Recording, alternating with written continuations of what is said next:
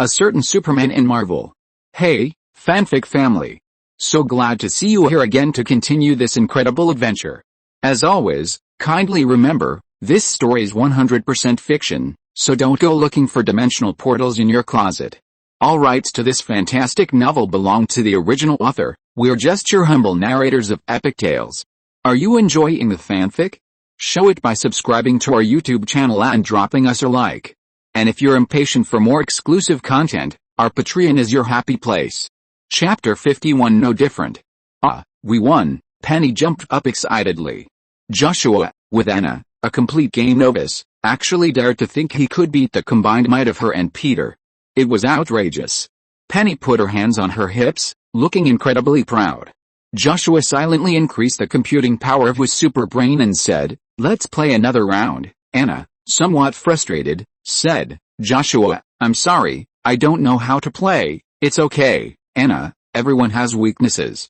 Play one more round with me," Joshua said, turning back to Anna. Anna's heart skipped a beat.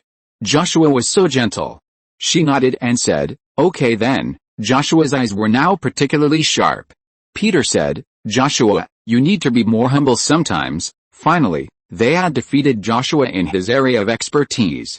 Although 90% of the reason was Anna's blunder, the end result was that they had won, and winning was all that mattered. Joshua smiled, but that smile made Anna feel a little intimidated. The game soon began. With his super brain's calculations, Joshua could instantly calculate the most effective strategy. So close, Peter lamented, feeling a pity. He'd almost killed Joshua. What a shame. Joshua's gaze was so intense, Peter couldn't possibly defeat him. Even if Anna kept giving up, he could still win. Time ticked by. Penny and Peter, both focused intently on the screen, instantly killed Anna, but there was a few seconds of time left for their skills. In that moment, Joshua executed them all, leaving them without any skills. Penny's lips moved as she said, "We actually lost." Joshua was so strong. Anna was delighted, she had finally won. "Tisk, you can win like this." Joshua's eyes darted over Penny and Peter. Both looked a little unconvinced, as if they wanted another round. But Joshua stood up decisively and said, "Homework time." Joshua gave Peter and Penny no chance for revenge. Penny was frustrated. She wanted to win back, but Joshua clearly didn't want to play anymore. It was so frustrating. Penny put the game controller away and ran to the refrigerator. She pulled out some ice cream, hoping to find some sweet comfort food. Anyone else want some? Anna was craving some, but she couldn't quite bring herself to. Penny walked over to Anna with 2 boxes. She handed one to her and said, "This is the winner's prize." Of course, I won a round, too. Whew. The icy yet sweet flavor of the ice cream spread across her taste buds, dispelling the frustration of losing the game. Penny walked over to Joshua, who was actually working on his homework. Penny watched silently, calculating the answers. Joshua wrote quickly, finishing his homework in no time. He put it away, then his eyes fell on Penny. Penny ate her ice cream spoonful by spoonful, her wide eyes fixed on Joshua. She scooped out a scoop and said, "Here you go." Joshua shook his head. "No thanks." Penny ate the ice cream. Anna approached, a little embarrassed. She stammered, "Penny, can you teach me how to do my homework? I'm not very good at it." Anna blushed, feeling embarrassed, especially in front of Joshua. Of course, Penny nodded. Joshua walked into Gwen's room. The layout had changed considerably, now that Anna had moved in and paid a small rent. His guitar sat by Gwen's bed, where she would sometimes play. He took his guitar and headed up to the rooftop. It was already night, and the stars dotted the sky, looking bright and beautiful. Joshua sat in a chair and began to play the guitar, which was probably one of the best. He had only been playing for a while when someone arrived. It was Gwen. The cool breeze ruffled her short hair, and she instinctively smoothed it down. Her gaze fell on Joshua. After he finished playing, she said, "That's beautiful." "Not bad," Joshua said. Gwen walked over to Joshua and sat down. "Can I play for a bit?" "Yes," Joshua said, handing the guitar to Gwen. Gwen smiled and said, "If you get it wrong, I'll give you some pointers." "Yes," Joshua nodded. Then Gwen began to play. She was quite skilled at the guitar, her tunes sometimes melodious and sometimes captivating. After the song, Gwen looked at Joshua, a bright smile spreading across her delicate face. Unlike the gentle and graceful Gwen of this world, the Gwen of this other world was more handsome and carefree. But both of them had something captivating about them. Their eyes met, and Joshua sensed a certain ambiguity in the air. "I found you," Penny suddenly approached. The ambiguity vanished in an instant. "What do you want us for?" Penny said grumpily. "Peter and the others talk too much? I'm here for shelter." "Oh, and Anna too." Penny turned around and saw Anna coming out, a little timid. She forced a smile and said, "Hi, Gwen and Joshua." Anna still felt a little hesitant, but it would take time to get used to it. Meanwhile, in a sparsely populated village, a boy lay in bed, his brow knitted in pain. A slightly older girl looked at him sadly. Her parents were both working away from home, leaving her and the boy alone at home. She had just started middle school. She had given the boy fever-reducing medicine, but it wasn't working. She was afraid her brother's brain would be damaged if this continued. Someone in the village had become mentally retarded by a fever before, and she didn't want that to happen to her. Finally, she picked up her Nokia. She could only pin her hopes on Superman. The girl remembered Superman's number. It was said to be universal, but calls were usually screened by the local government. Only those who couldn't handle it would be handed over to Superman. Asking Superman to help with treatment was unrealistic, no matter how you thought about it. But the girl had no other options. The village clinic would only prescribe fever-reducing medicine, which was obviously useless. She typed the details into a message. "Oh, it must be done quickly," she sent it. Soon, a dark-haired man and woman saw it. The woman said, "There's no need to bother Superman with such a small matter. After all, it's just an illness, the fever will eventually go away." The dark-haired man looked at the area the message had been sent from. It was remote and underdeveloped, suggesting the boy had some serious illness. It was clearly too late to get to a better hospital. The man said, "Forward this message to Superman." "Fine, but will Superman help?" "It's just an illness, a minor matter." The woman forwarded the message to Joshua. The man looked at her and said, perhaps in his eyes, "What seems like a huge matter to us is no different than a child's illness. You still don't understand him. He's a very special person." Chapter 52 Dagger. Joshua pulled out his phone and saw a message asking for help. The situation seemed similar to a previous one. He remembered the time he'd collected bamboo shoots from a girl. They had indeed tasted delicious. Gwen asked, "What's up?" "Yeah, I have to go for a while." Joshua put his phone away and took off into the sky, so fast he vanished in the blink of an eye. Gwen rested her hand on her chin and said, "Superman's powers are amazing. Compared to him, we're so weak." Penny nodded in agreement, saying, "He's Superman, after all." Joshua quickly found the girl who had asked for help and saw the boy lying in bed, looking distressed. The girl hurriedly told Joshua what had happened. Her brother had gone to the mountains that day and had developed a fever since returning. No medicine was working.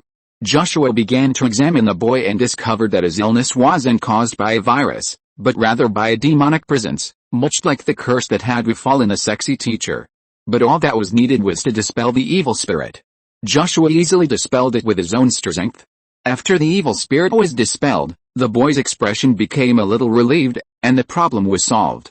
However, Joshua did not leave, because he was very interested in the source of the evil spirit, and he planned to find the source of the evil spirit. At this time, the girl took out a wrinkled bill, which was 100 yuan.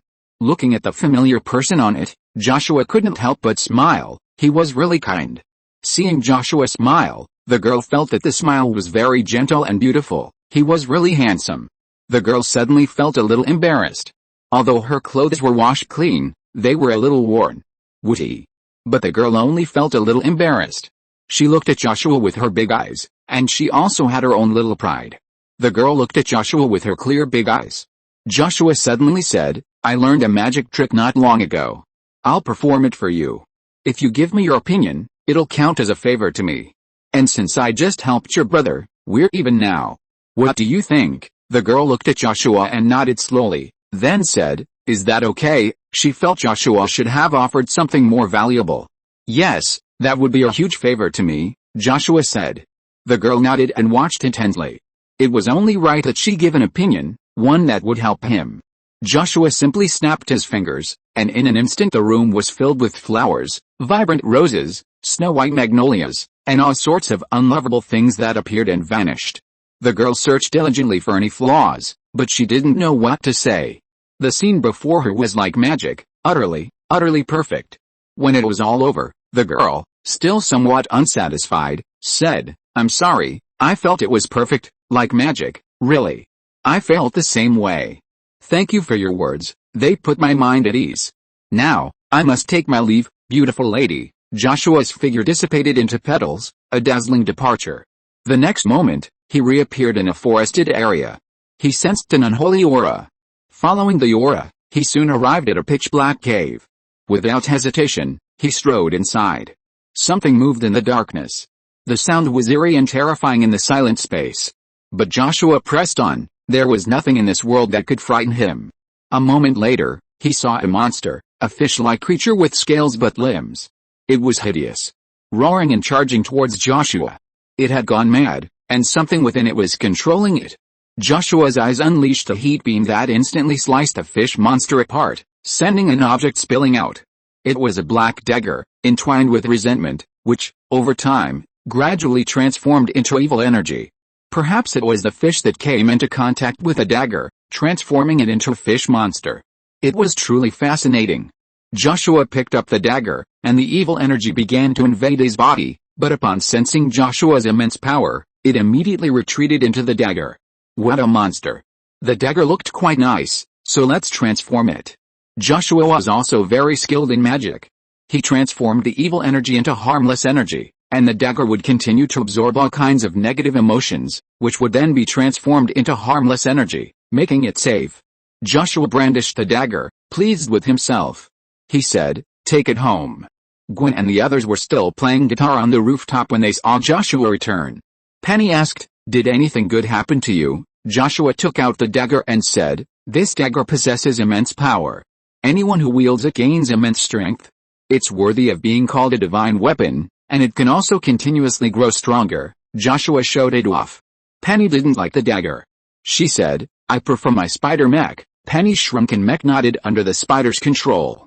Gwen took the dagger and waved it around, then said casually, "Joshua, do I look like an assassin?" Joshua nodded, looking quite capable. Gwen could sense the dagger's immense power, but it wouldn't improve her much, as she already had a brand new suit with excellent defensive properties. The dagger was unnecessary. Anna looked at Gwen and said, "Can you show it to me?" Gwen handed the dagger to Anna. Anna could feel the immense power, and it felt very comfortable. With this dagger, she would be able to become a better superhero, considering her strength was quite weak. She looked at Joshua and said, "Can I rent it?" Joshua. Gwen poked Joshua's arm with her finger and said, "What do you think? I'll add a little magic to it. Whenever Anna wants to use it, she just needs to summon it. I'm quite interested in it now." Joshua began to speak. "This weapon will become a being like Thor's hammer, but it's not that powerful yet. However, as long as it absorbs enough negative emotions, it will have great power, until it surpasses Thor's hammer. After all, it has infinite growth." Anna immediately said, "Thank you." As a child, she often read superhero comics. Now that she can become a superhero, she cherishes it very much. Chapter 53, Super Important Things. Today, I curiously asked my editor about the follow-up reading process, and they told me to put it up on Saturday. Honestly, I was a little confused. The editor said my follow-up reading has dropped. I don't know how many people are willing to subscribe, but if I get more than 1,000 first orders, I'd be happy to keep writing.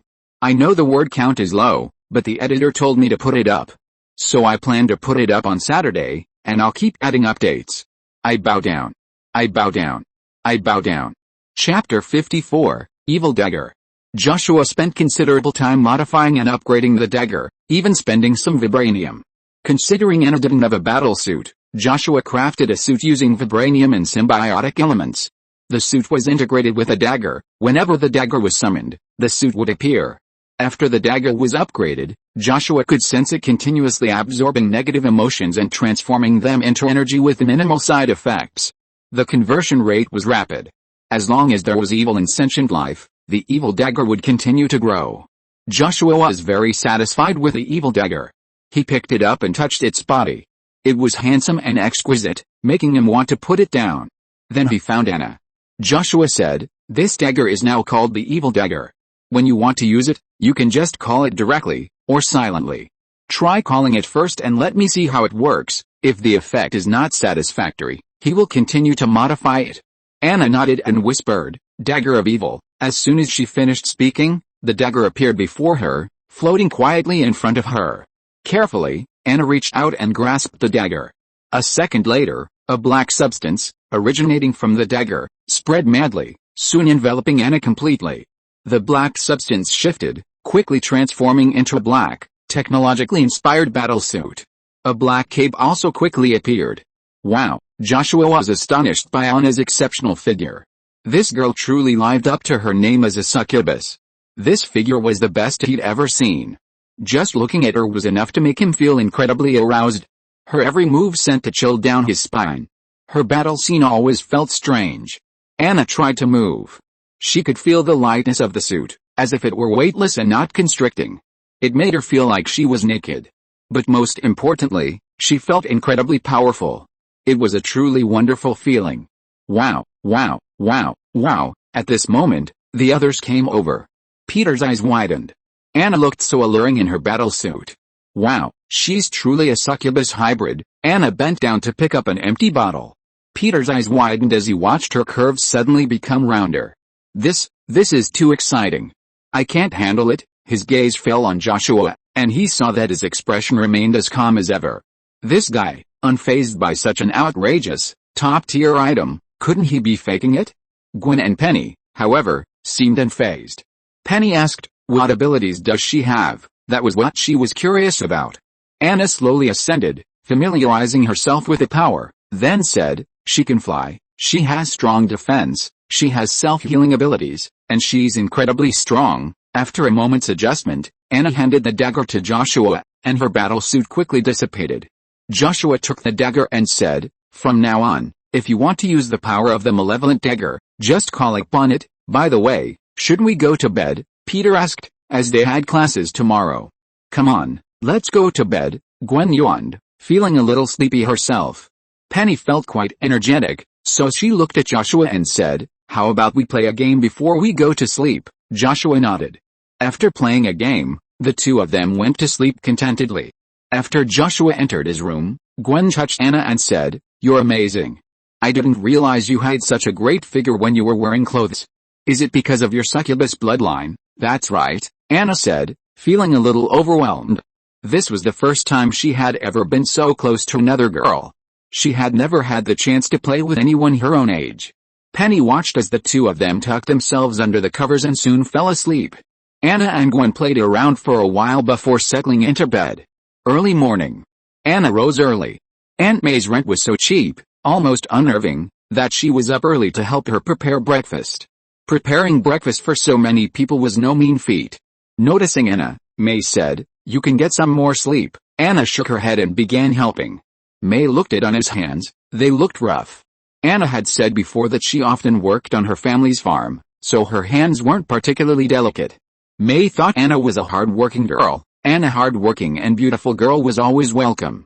Honestly, May thought Anna would be a perfect wife for Joshua. However, May didn't say it out loud, letting things take their own course. Breakfast was soon ready. Peter rubbed his eyes and opened the door. His eyes quickly fell on Anna. She was truly captivating. Like a sparkling diamond, she captivated everyone's attention. Peter withdrew his gaze and went to wash up. When he finished, Joshua and Gwen were chatting and coming downstairs. Peter began to eat breakfast, hoping to see Gwen as soon as he got up. "Hi, Peter, and Anna," Gwen said. "Good morning, Gwen, you look beautiful today too," Peter said, feeling that he had improved a lot. "Wow, thank you," Gwen said, and she and Joshua went to wash up.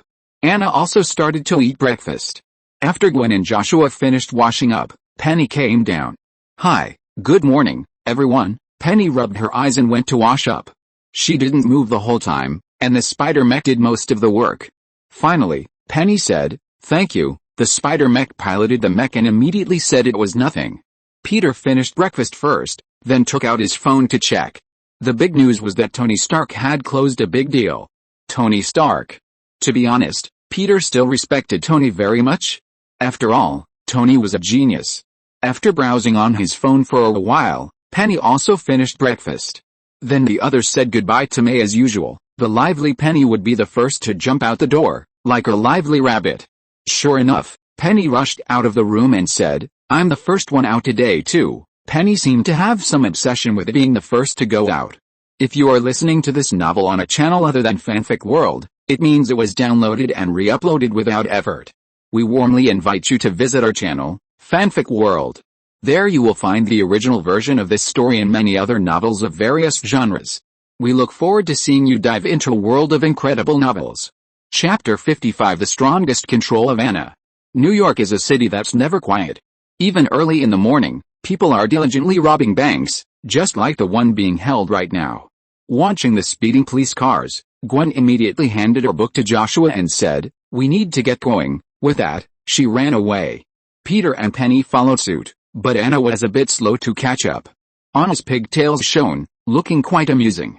Peter and the others quickly changed into their outfits, and Anna summoned her dagger.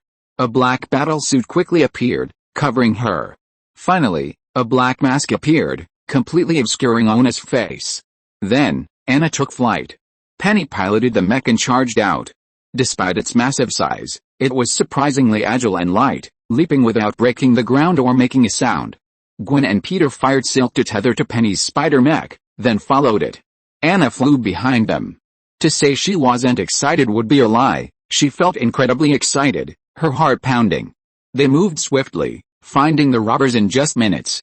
They were armed with specialized weapons. "Go to hell, you damned bugs," a young man, upon spotting Peter and the others, raised his energy gun and unleashed a powerful energy blast. Anna suddenly accelerated, flying in front of Penny, then put her hands in a blocking position, ready to block the attack. The next second, the energy blast struck Anna.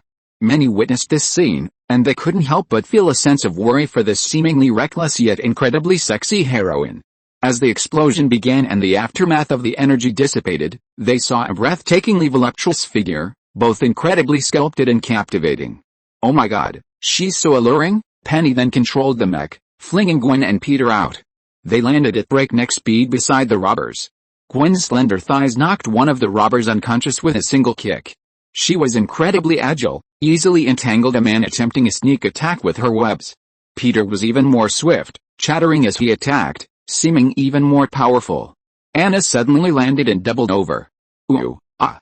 Sexy goddess, why is she so alluring? I feel like I'm being sat on." Just looking at her triggers a reaction. Joshua watched silently. Sure enough, there were still so many LSPs in this world. Long-haired Gwen asked, "Sexy goddess? Why is she called that?" "The netizens gave it to her," Joshua said.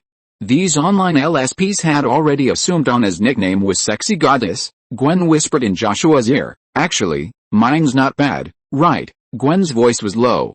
"Yeah," Joshua nodded. Gwen's figure was indeed quite nice, but Anna was just too unfashionable. A few minutes later, Anna, looking rather tacky with her glasses, and Peter walked in. Long-haired Gwen immediately waved and greeted them.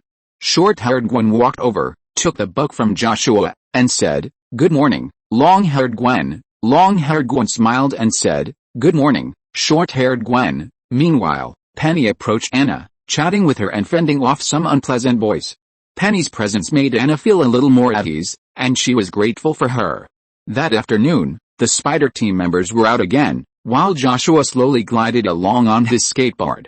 While it was a good board, it still had some flaws. It couldn't keep up on rough terrain. He planned to upgrade it, get a hoverboard so it could handle a variety of terrains. Joshua headed towards Stark Tower. He'd better stick with Tony's technology. After all, it was convenient, and he could even show off his super brain. Tony's envious expression was one of the few pleasures he had in this world. "Hi, Superman," a young man said, looking at Joshua. "Hi, hello," Joshua said. The young man looked at Joshua's board and said, "I have one like this, too."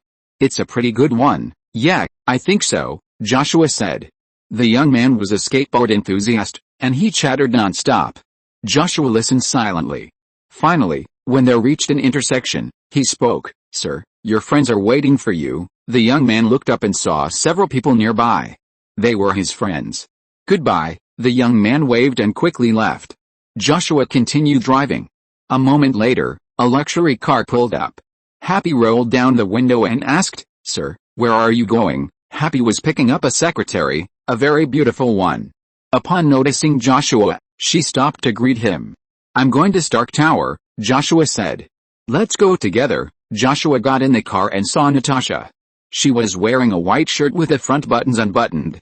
She looked at Joshua, nodded politely, and said, "Hello, Mr. Superman." She looked as if she didn't recognize Joshua, but that was just a facade.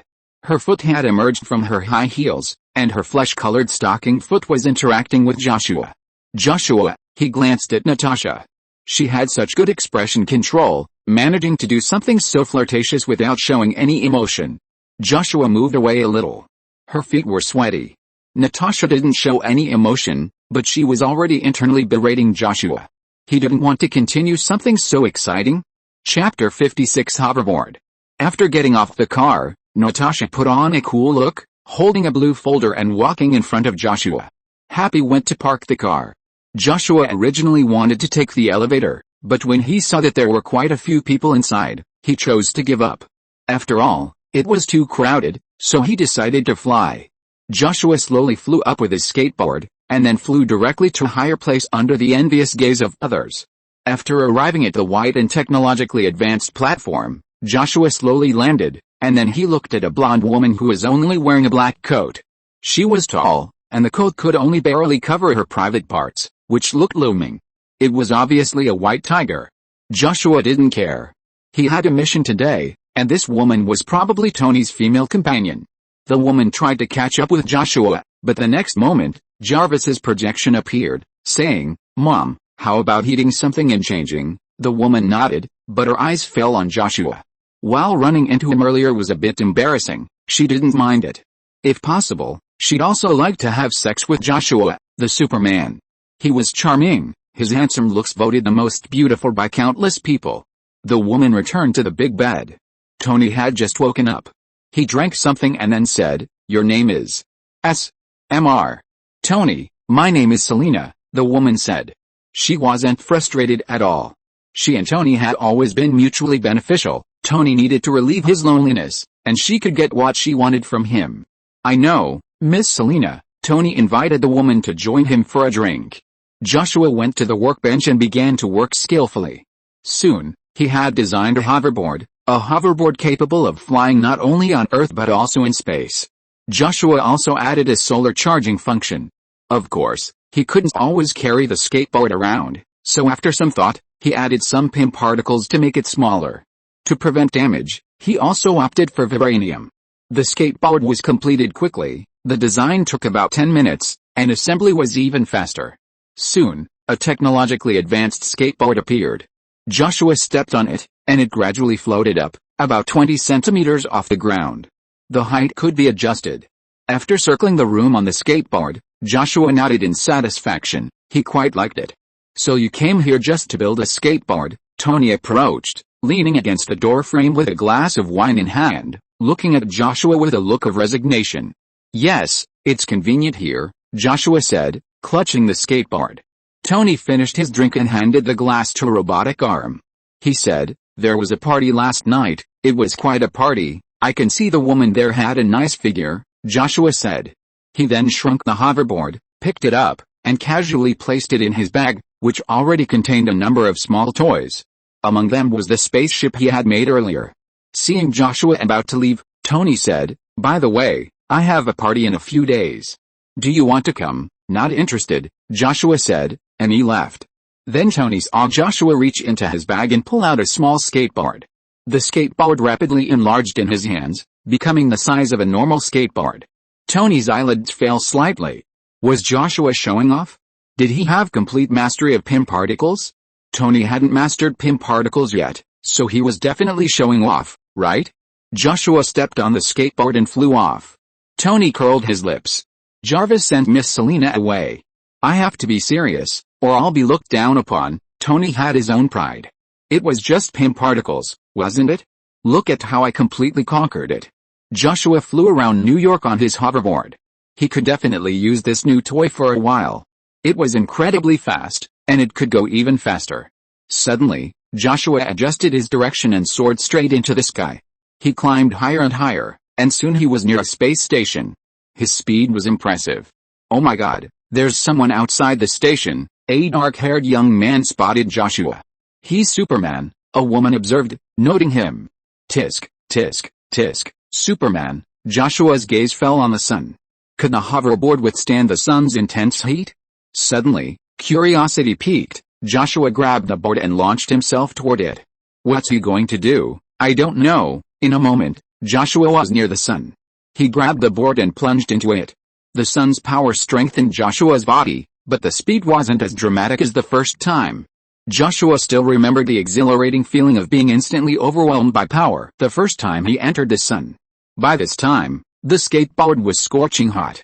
If it weren't for its fine material, it would have melted.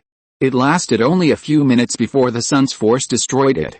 Since we're here, let's have some fun. After playing in the sun for a while, he flew back to Earth.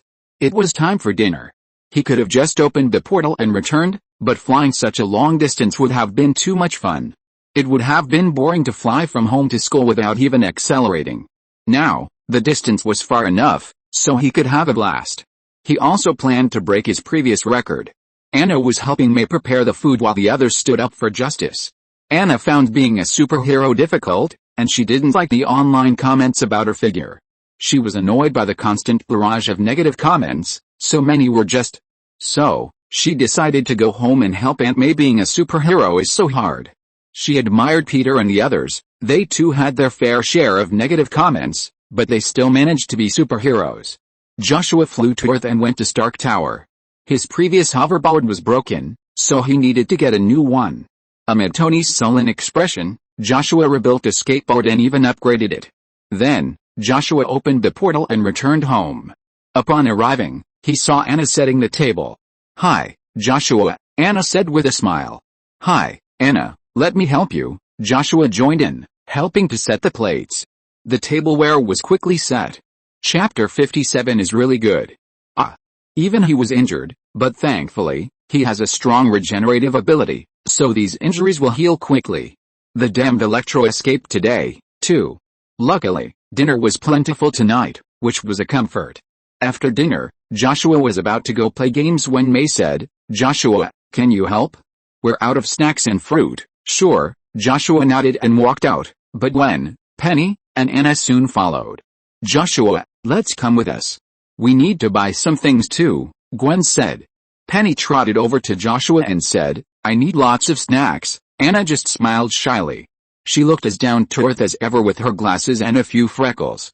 It's hard to imagine someone like her transforming into a hardcore goddess with a little dressing up.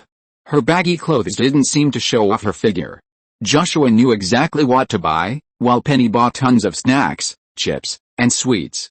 Anna and Gwen went clothes shopping. Joshua didn't go because they were going to buy lingerie. After Joshua and Penny finished their shopping, they sat in the lounge. Penny happily ate her ice cream, her beautiful eyes narrowing in a look of satisfaction. Suddenly, she looked at Joshua and said, "Want some?" Joshua shook his head and took out his phone to check his messages. He quickly saw Anna's picture on the trending search results. Various second-hand images had appeared, all of them beautiful. Anna was voted the sexiest and most popular superhero. There was also a picture of her saving a cat. Not far away, Gwen looked at Anna, looking dejected, and said, "What's wrong? Don't you like it?" Or, Anna put the bra down and said distressedly, "It's too small." "Gwen, she's still small at this age?" Gwen sighed and said, "Then go home. I know someone who can help you." Anna was a little confused, but she still believed Gwen's words. They then reunited with Joshua and Penny and left. After returning home, Gwen pulled Anna back into her room and said, "Zero, are you there?" "I'm here." Zero appeared. Gwen immediately said, "Can you make Anna a bra that fits?" Zero nodded, then said, "But I need Anna's body data." Seeing Anna's shyness, Gwen said, "I'm going out to play with Joshua." Anna breathed a sigh of relief and slowly took off her clothes, though she still covered some parts with her hands. Zero said, "Please be generous. I'm just an AI. To me, your figure is just a bunch of data, so don't be shy. This is to make the perfect bra for you." Anna gradually loosened her grip. In the living room, Joshua wiped his nose nonchalantly. The heat was making him irritable. Gwen sat beside him and said, "Anna has such a great figure. It's hard to find anyone suitable." "Oh," Joshua said, returning to his game. In the room, Zero had already obtained Anna's body data and began selecting fabrics, even asking about her preferences. Not long after, Zero said, "It'll arrive in a few days, but you can ask the master to pick it up. He's very fast." Anna's face flushed red, and she stammered, "This is so embarrassing." Zero looked at Anna, understanding her feelings, and said, "Don't you want to know if the master is willing to help you?" Anna looked at Zero, and his words successfully piqued her anticipation. Would Joshua be willing to help her? Zero texted Anna the pickup address and then disappeared.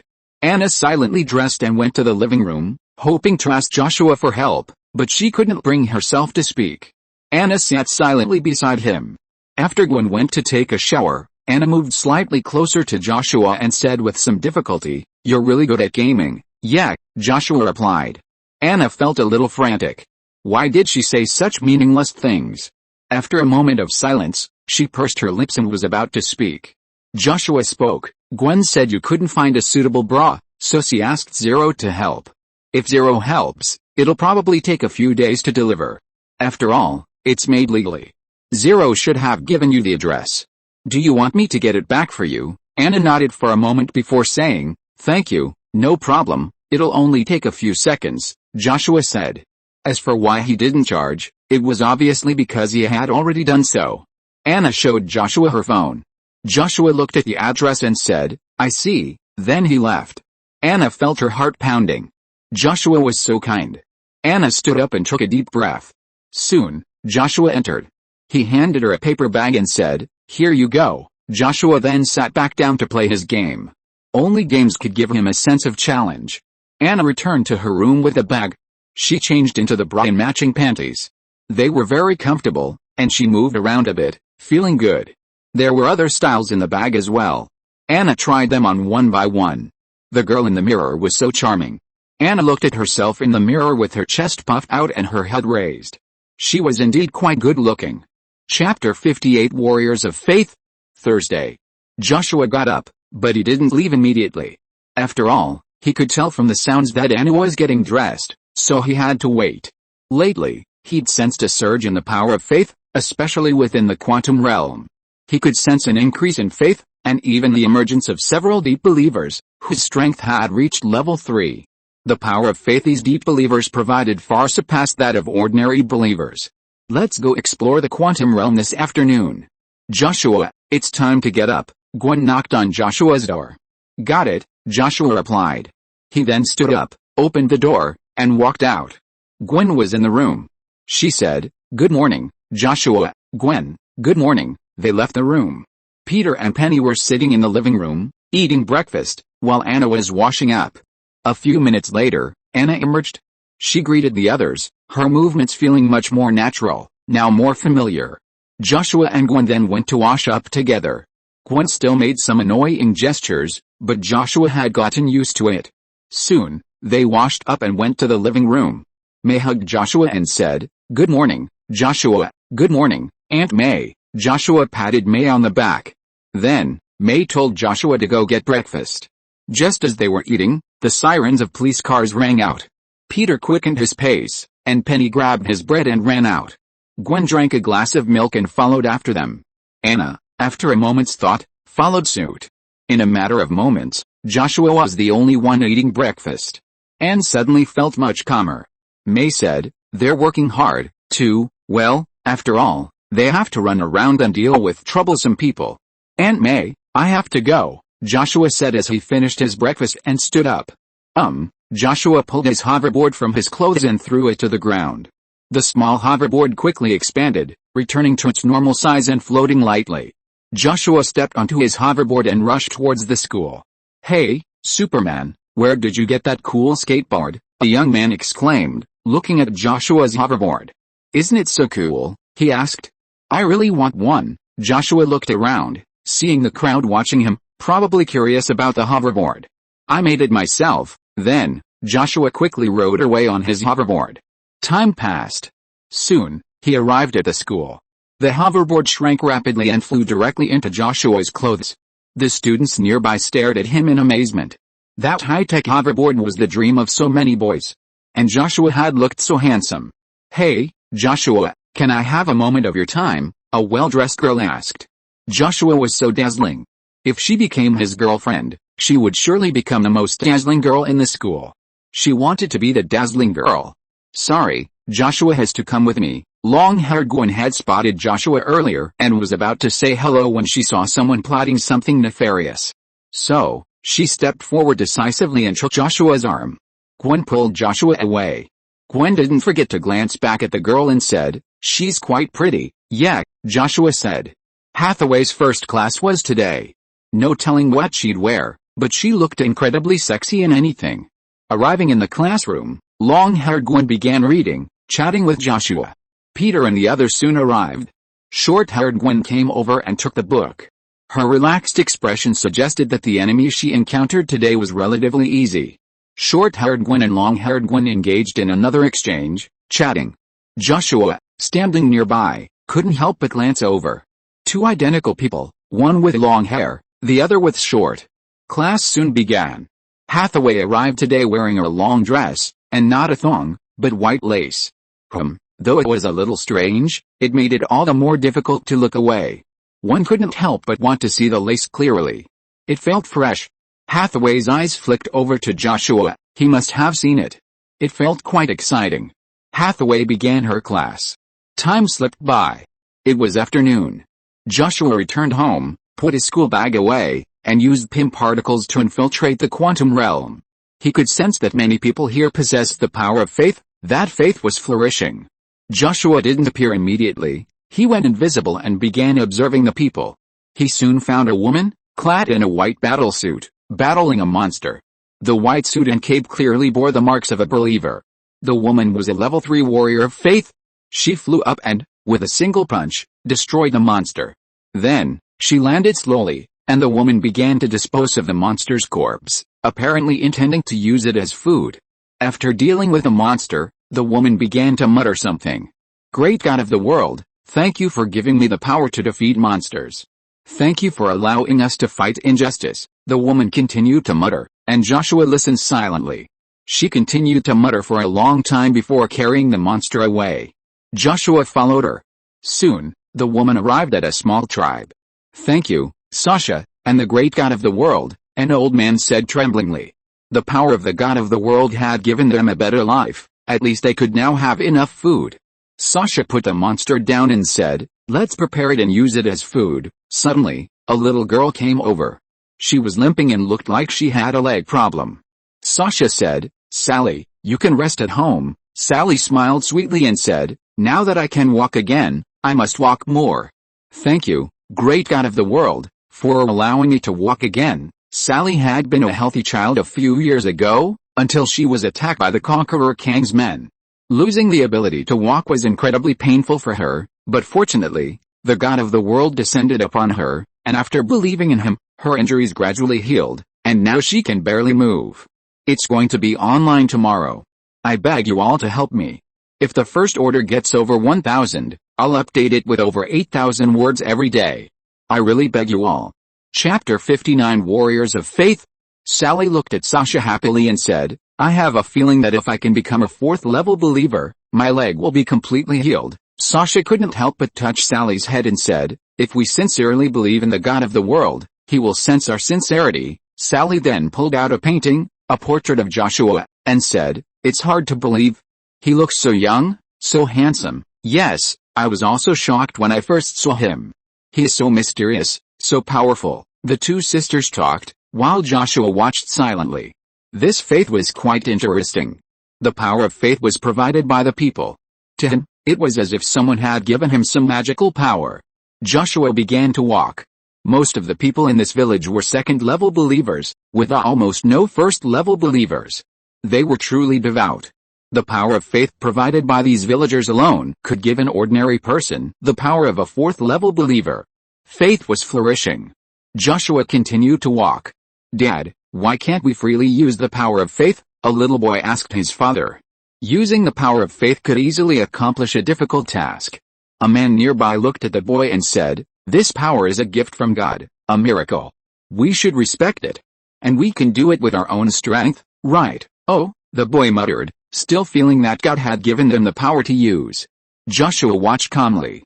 He didn't really care what they did with the power. Of course, using it for evil wasn't allowed, but as long as they didn't, they could use it however they wanted.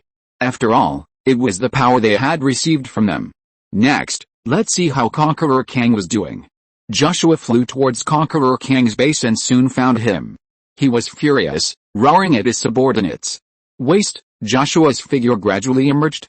Conqueror Kang noticed Joshua and exclaimed, "Wow, wow, wow, isn't this a god on earth?" He had destroyed many universes and killed many Avengers, but no one had ever humiliated him like this. Listening to Conqueror Kang's words, Joshua silently stepped forward and grabbed Conqueror Kang's neck. "Your faith is developing well. It seems you're quite capable as a villain." Joshua lifted Conqueror Kang and slammed him to the ground. The entire base trembled.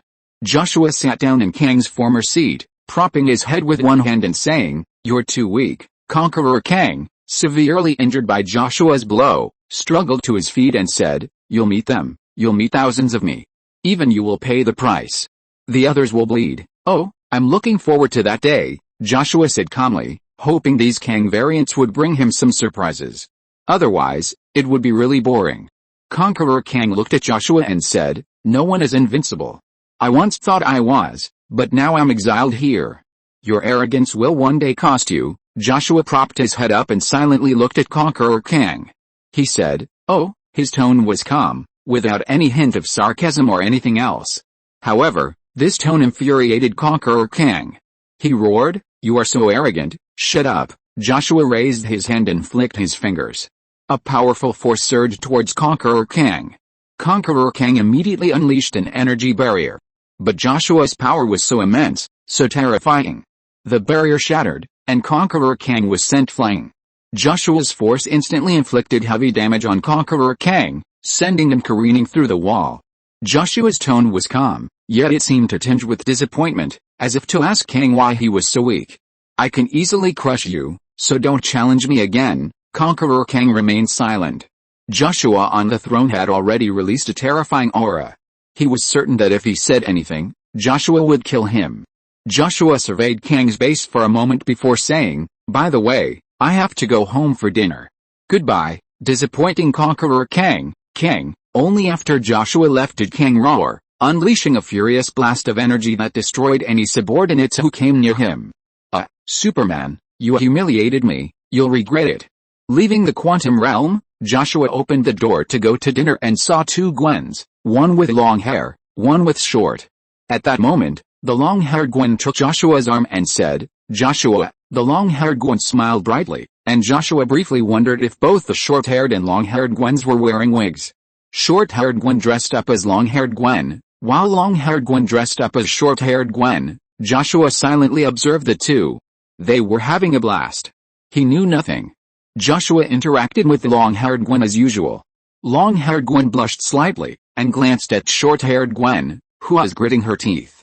"Stop," short-haired Gwen exclaimed, then removed her wig, revealing the real long-haired Gwen.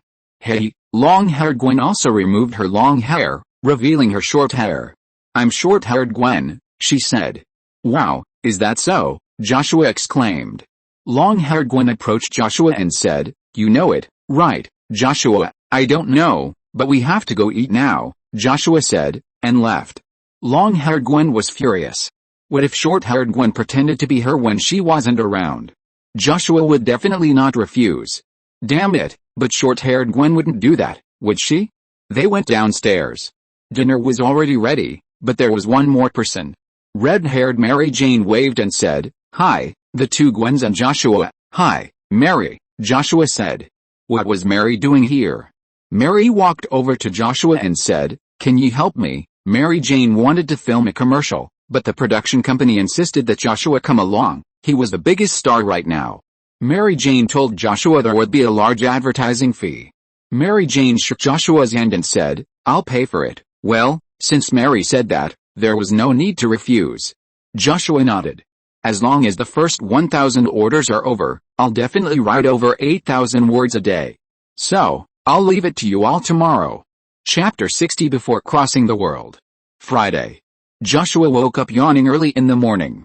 He had barely finished getting dressed when he heard Gwen's voice. "Joshua, are you up yet?" Gwen's voice pierced the wooden floor. "Yes," Joshua replied, then walked to the door. He unlocked it and saw Gwen and a sleepy-looking little Penny. Penny smoothed her tangled, black hair and yawned. "H-A-A. H-A-A. Joshua, Gwen, you two can go wash up now." Suddenly, Penny emerged, the spider mech shrunken down and perched on her shoulders. She looked much more energetic, no longer feeling the sleepiness she'd felt before. "Let's go," Gwen said. "Okay." The two stood up to wash up.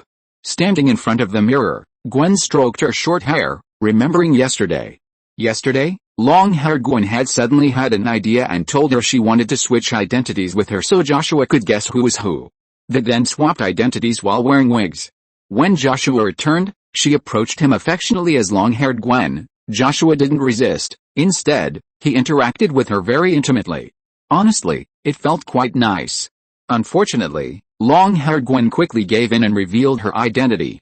Looking at her short-haired self in the mirror, she suddenly felt a little envious of long-haired Gwen. It was so nice to be able to act so coquettishly with Joshua. After washing up, the two of them left. By then, Peter and Anna had finished their breakfast, while Penny was still munching away. Joshua sat down and began to eat. The flavors of the food blossomed on his taste buds. It was as good as ever. Soon, Joshua finished, then pulled out his phone to play with some of Anna's artwork. He clicked on it and saw a ton of comments. There were good ones, but of course, there were also bad ones. "She's obviously a slut. She must have been fucked countless times, otherwise how could she have such a nice figure? Being a superhero is not easy." Joshua reported the comment. As soon as he reported it, the account that posted it was blocked. Pretty efficient. Joshua always reports anything offensive.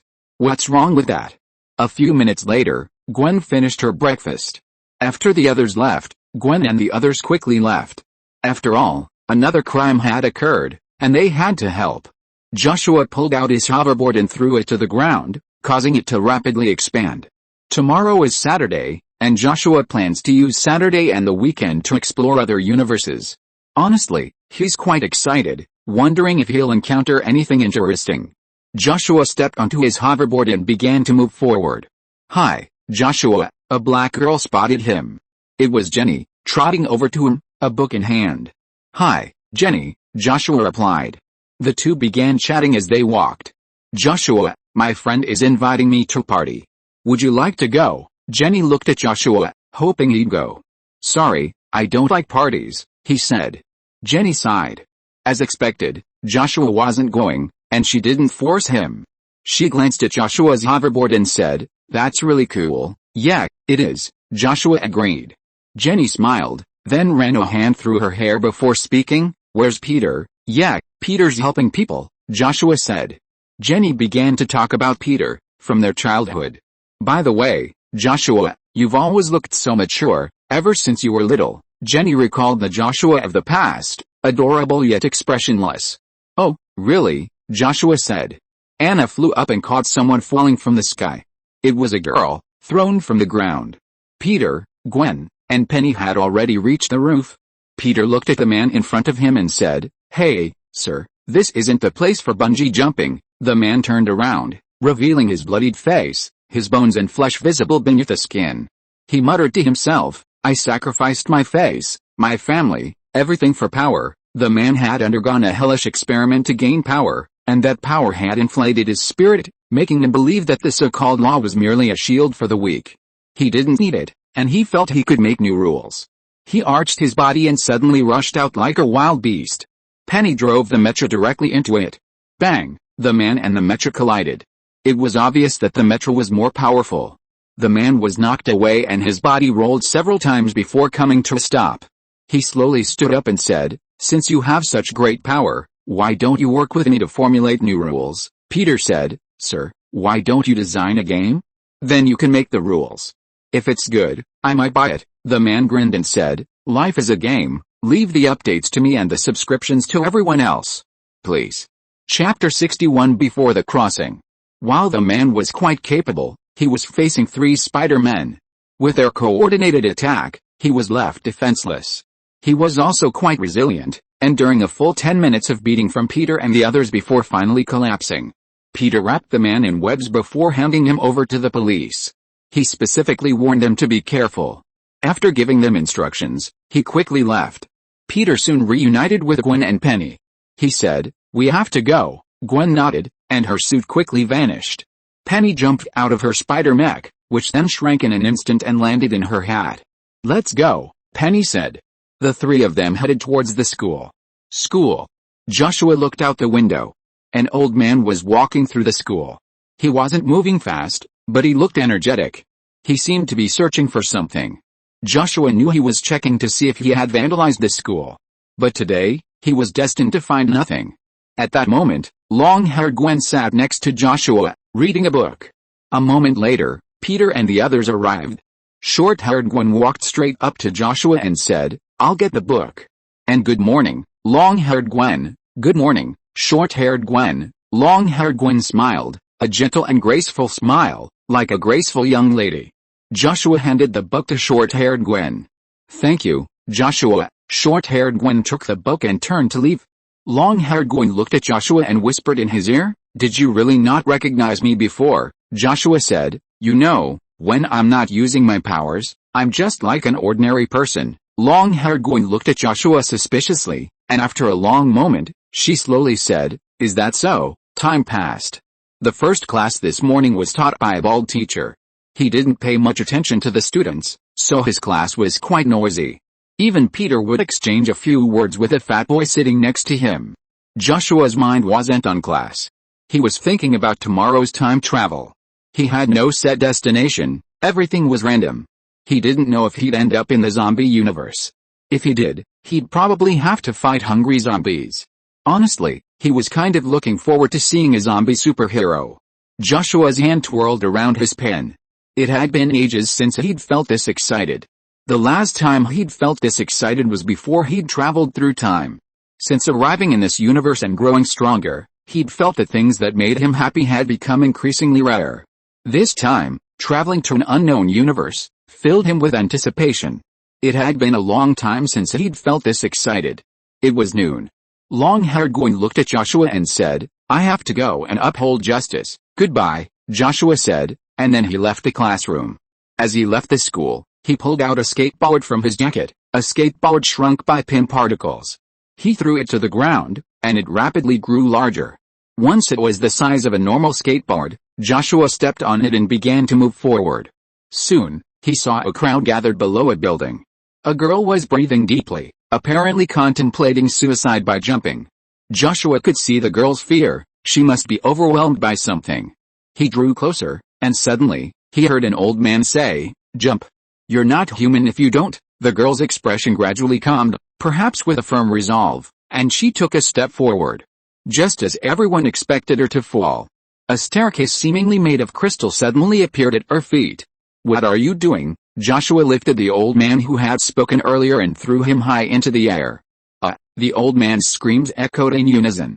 The others noticed Joshua, and the girl, looking at him, collapsed and began to cry.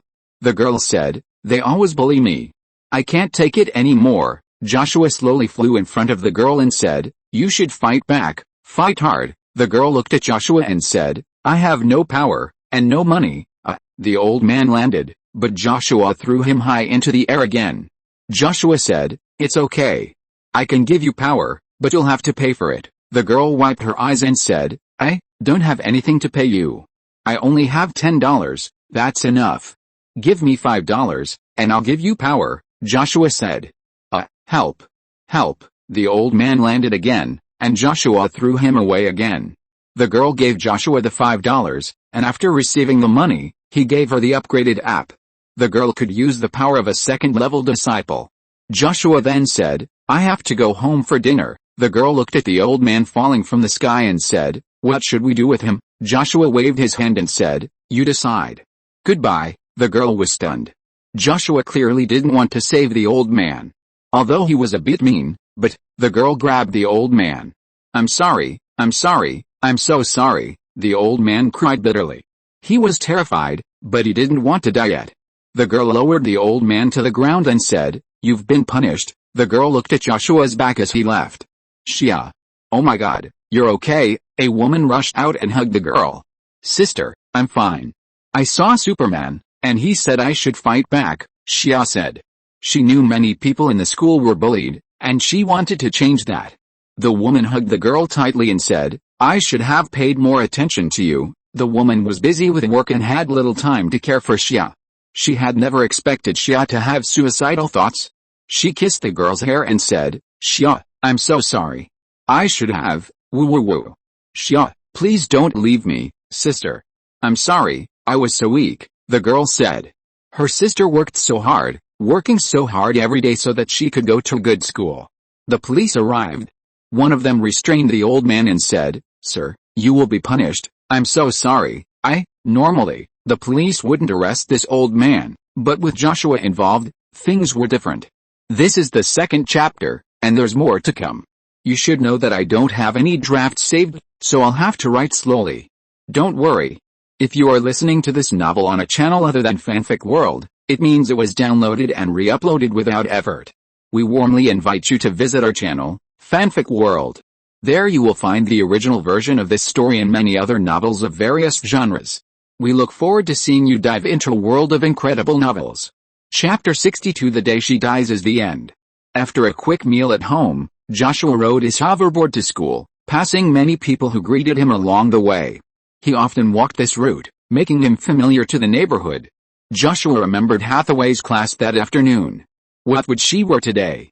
Joshua began to speculating about what Hathaway would wear. It was almost becoming a habit for Joshua.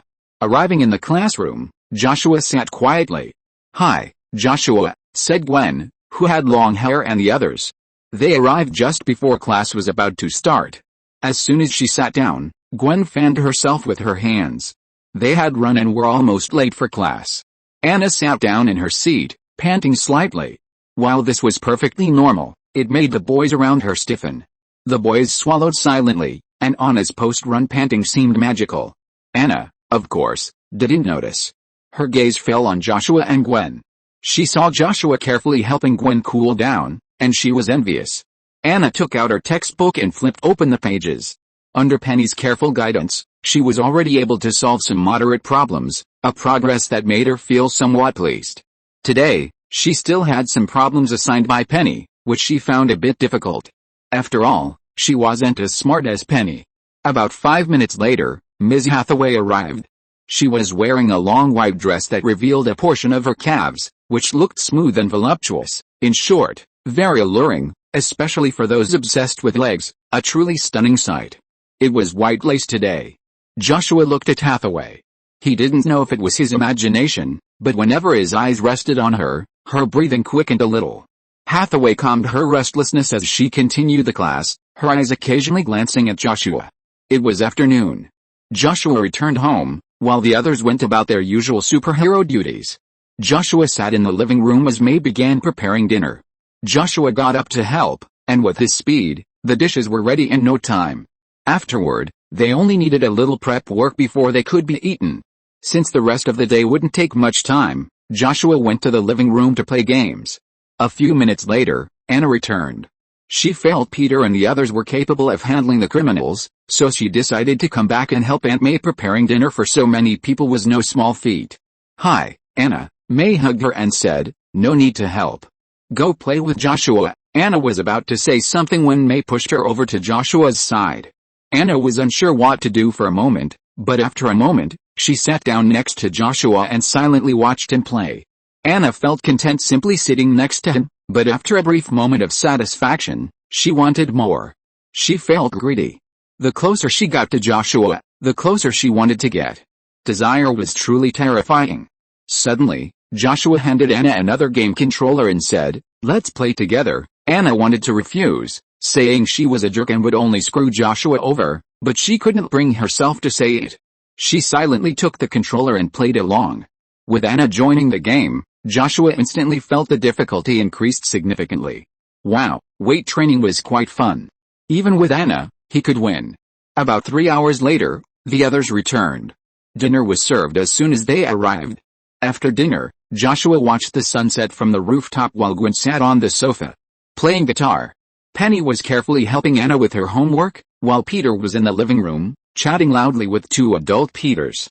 After playing a song, Gwen said, "Joshua, are you doing anything this Saturday or the weekend?" Joshua nodded and said, "It's important. I'm away for 2 days." The sunset gradually dyed the clouds red, looking magnificent, and Joshua quite liked the view. Leaving, Gwen sensed that Joshua meant more than just leaving. She pondered for a moment, then said, "You're going to another universe?" Joshua glanced at Gwen. She was surprisingly perceptive and had guessed it immediately. Joshua nodded and said, "Well, I'm planning to go to another universe for 2 days." Gwen wanted to go with Joshua, but she thought she might be a burden, so she said, "How about bringing me some local specialties?" Penny raised her hand and said, "Joshua, I want some local specialties too." Anna didn't say it, but the look of wanting a gift was already on her face.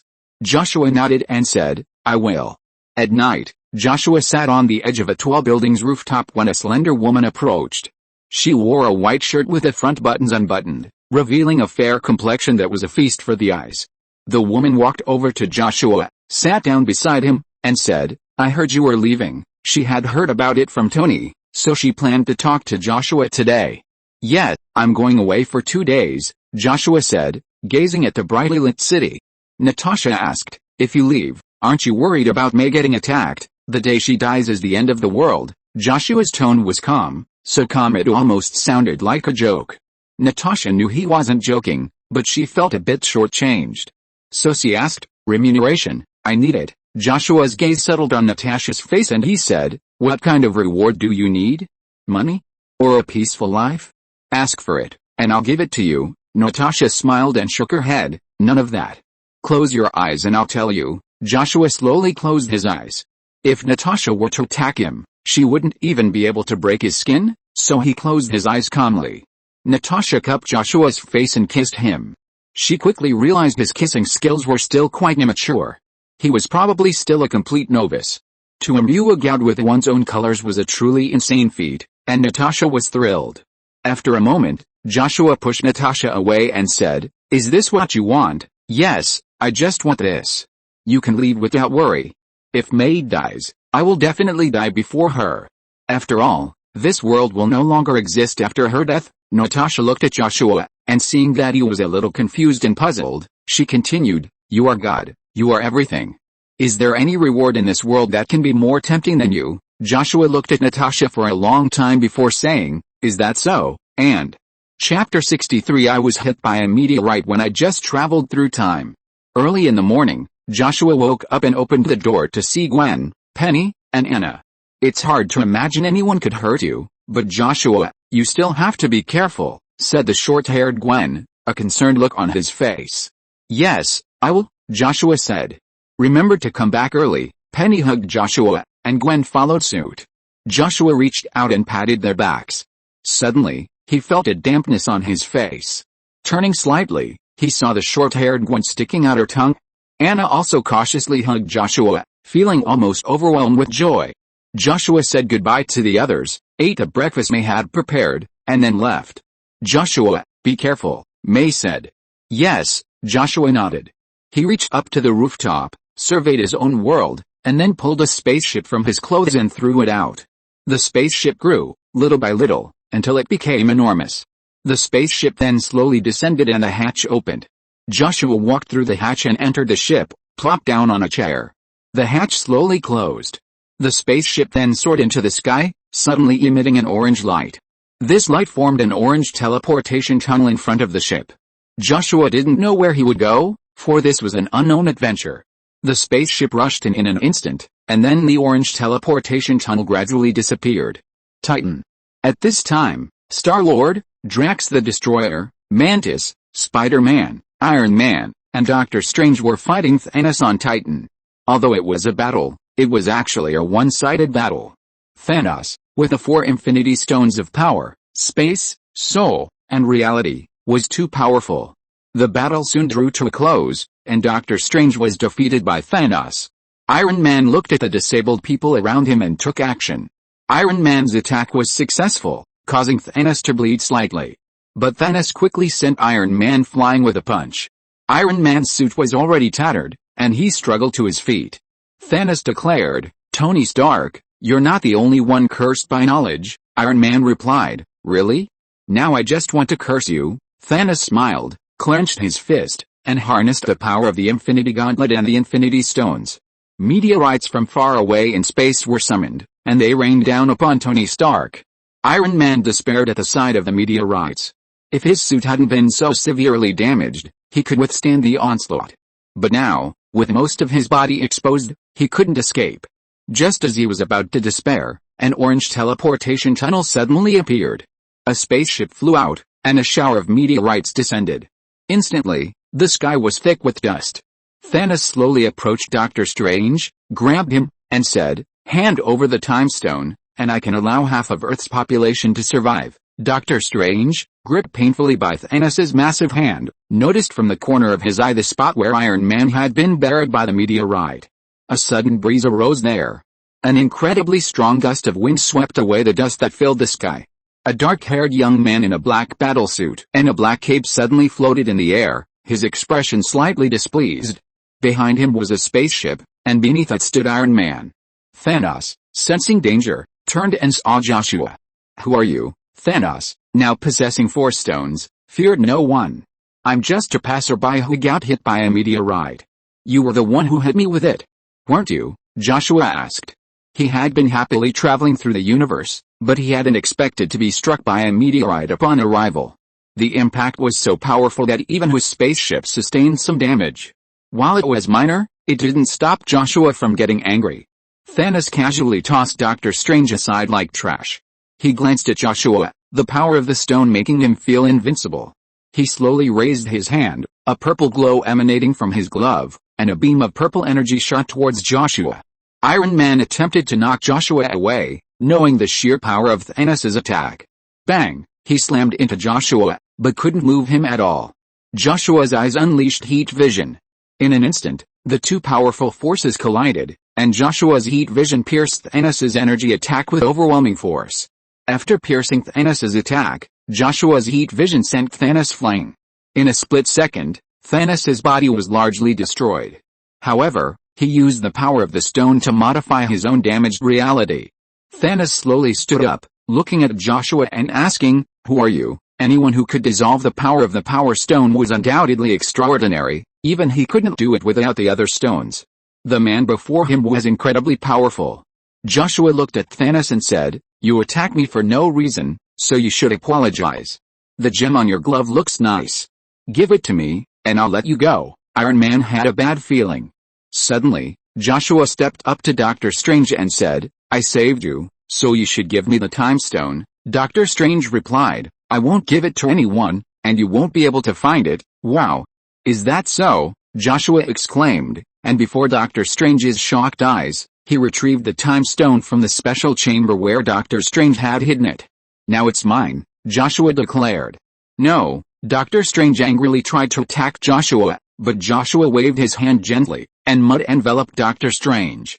Soon, only his head was visible, and the rest of his body was completely buried in the mud. Joshua spoke, "My magical proficiency far surpasses yours, so I know where you've hidden the stone. Rest assured, I won't wipe out half of all life in the universe." "How is that possible?" Doctor Strange muttered to himself. Iron Man suddenly realized that the young man before him might be even more terrifying than Thanos. After all, not even Thanos could find the Time Stone Doctor Strange had hidden. The suit on Joshua's right hand suddenly moved, transforming into a tentacle that snatched up the Time Stone. The next second, a groove large enough to hold the stone appeared on Joshua's right hand, and the Time Stone slowly slotted into it. "Wow, that feels good." Joshua's lips curled slightly. He felt that he could harness the stone's power to evolve, becoming even more powerful. He looked at Thanos and said, "Now it's your turn to hand over the stone." 4 chapters in. Subscribe, please subscribe. There are no more for today. If the first subscriptions exceed 1,000, I'll try to get over 8,000 a day. Please. Chapter 64, One Punch Star. Joshua gazed at the Time Stone embedded in the back of his right hand. It was a beautiful green gem, possessing immense power. Once he obtained the 6 Infinity Stones, Joshua would harness their power to achieve a transformation. The power of the Infinity Stones was immense, allowing him to undergo a transformation, a metamorphosis. Joshua looked forward to what his future self would become, how powerful he would become. If Thanos' stones were taken, only the one on Vision's head would remain. Thanos looked at Joshua and said, You may call me Thanos. Hello, my name is Joshua Parker. If you hand over the stones as compensation, I will forgive you. After all, I'm not some demon, Joshua said, adjusting his strength. After all, Thanos possessed 4 infinity stones, so he deserved some respect. Thanos looked at Joshua and suddenly roared. He clenched the infinity gauntlet, and the stones shone brilliantly. The next moment, a meteorite, shrouding the sky and the sun, descended, carrying the stone's power. The meteorite covered a vast area, engulfing everyone here. If it fell, Spider-Man, Iron Man, and the others would all be dead. Wow, that's a cool move, Joshua said, clasping his hands together. A golden glow of magic suddenly appeared from his hands. The golden light suddenly unleashed itself. Thanos squinted and stepped back, only to realize that the light was harmless. Suddenly, a red petal fell. How could there be flowers here? Thanos looked up in confusion, then saw the sky full of meteorites gradually transform into red petals and fall. It was like a rain of flowers. Iron Man also held out his hand. The scene was incredible, like magic. This is a rose. Is this young man from Earth too? But why is there no information about him? He doesn't look like a quiet person. Doctor Strange was also amazed. So many meteorites imbued with the power of the gems were transformed into petals. This young man's magic might rival that of a dimensional demon. No, he might even surpass it. How could a human possess such magical powers? Thanos dislikes flowers, so he uses the power of the reality stone to erase their reality. A flash of red light, and all the petals vanish. Joshua's body slowly rises, and then he charges directly at Thanos. A sonic boom. Deafening. Thanos frantically uses the space stone's power to maneuver himself away. But the sense of danger persists. Premonition of danger, Thanos hastily uses the stone's power to create an energy barrier. A second later, a green light appears, and Thanos' energy barrier vanishes as if played in reverse. This is the power of the time stone. This guy has reversed time. Thanos is surprised. The next moment, he sees Joshua grabbing the glove and kicks him away. Thanos pulls hard, and the infinity gauntlet soars into the air. Hey, it's ours. Spider-Man fires a web of silk, catching the infinity gauntlet and pulling it toward him. Joshua's gaze is calm. The next second, he moves, and everything around him seems to slow down immeasurably. Thanos can see what Joshua is doing, but his body can't keep up. Joshua flew up and grabbed the infinity gauntlet. With a flick of the web, he flung Spider-Man away. The black suit began to writhe, transforming into a monster in an instant, devouring the gauntlet and its gems. As his speed returned to normal, a delighted smile played on Joshua's face. 5 infinity stones slowly appeared on the back of his right hand. Wow! I can feel the power. Thanos' body slammed to the ground with a resounding roar. Star-Lord and the others regained consciousness. Where's Thanos? Star-Lord roared. Iron Man pointed at Thanos in the pit in the distance and said, the good news is that Thanos has lost the stones.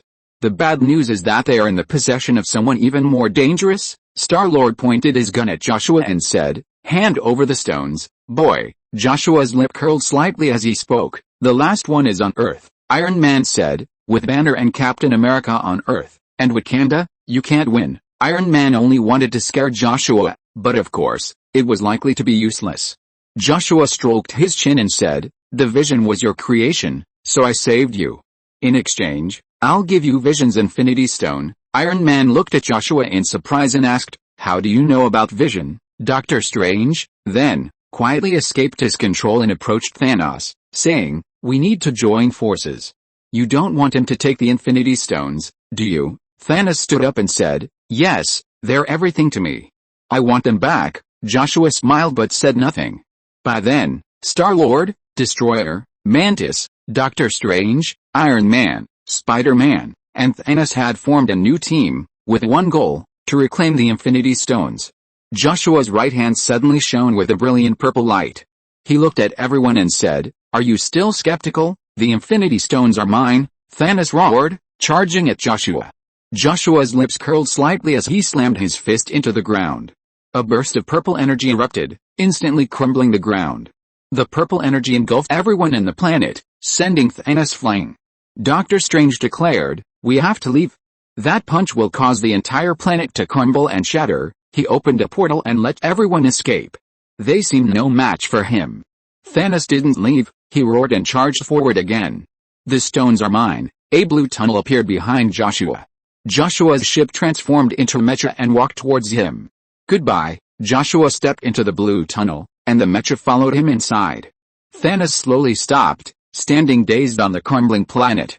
Seeing Joshua had left, he sat down on the crumbling planet, somewhat dejected. Was it over? He felt helpless. Everything had been going smoothly, but then a monstrous figure suddenly appeared. Even with 4 Infinity Stones, he couldn't defeat them. Thanos sat on a raised red rock, looking calm. Then a purple light appeared around him. From space, one would see Titan's destruction. Reporting the results, this is strange. Yesterday's 4 chapters were all over 900. On the Kidian chart, it shows that my first subscription is over 1,300, which is very strange. The first chapter subscription didn't even have 1,300, so where did the first subscription data come from? It's strange. Chapter 65 The Avengers' enemy is Joshua. Wakanda. At this moment, the people of Wakanda were still facing Thanos' army of monsters, but with Thor's intervention, Thanos' forces were rapidly diminishing.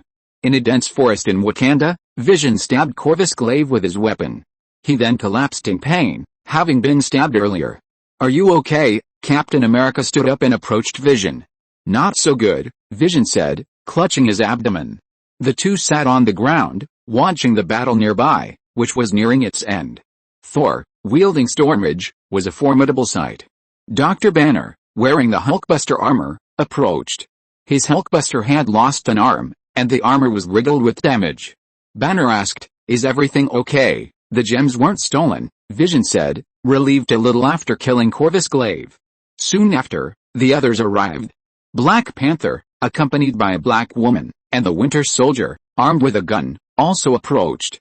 The Winter Soldier walked up to Captain America, patted him on the shoulder, and said, "Are you okay?" "Ha ha ha." Captain America laughed, then said, "I can fight all day." The others couldn't help but laugh. Meanwhile, Natasha, Wanda, and the others on the battlefield had also killed Proxima Midnight. Natasha lay on the ground, a little tired, and said, "That's disgusting." Proxima Midnight's blood splattered on her face, leaving a strange taste in her mouth, which was both disgusting and nauseating.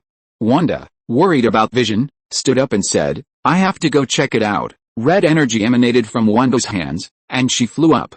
War Machine and Thor were already clearing out the last of Thanos' army. Thunderbolts burst from Thor from time to time. Natasha rested for a moment, then stood up and walked towards Vision. Thor clenched his Stormbreaker and slammed it down.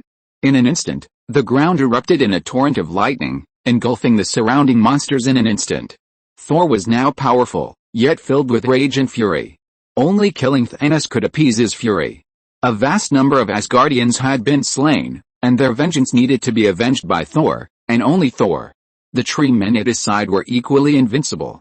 Thor looked up at the monster, his Stormbreaker clenched and roared. Everyone's alright." When Natasha arrived at the dense forest, everyone was resting.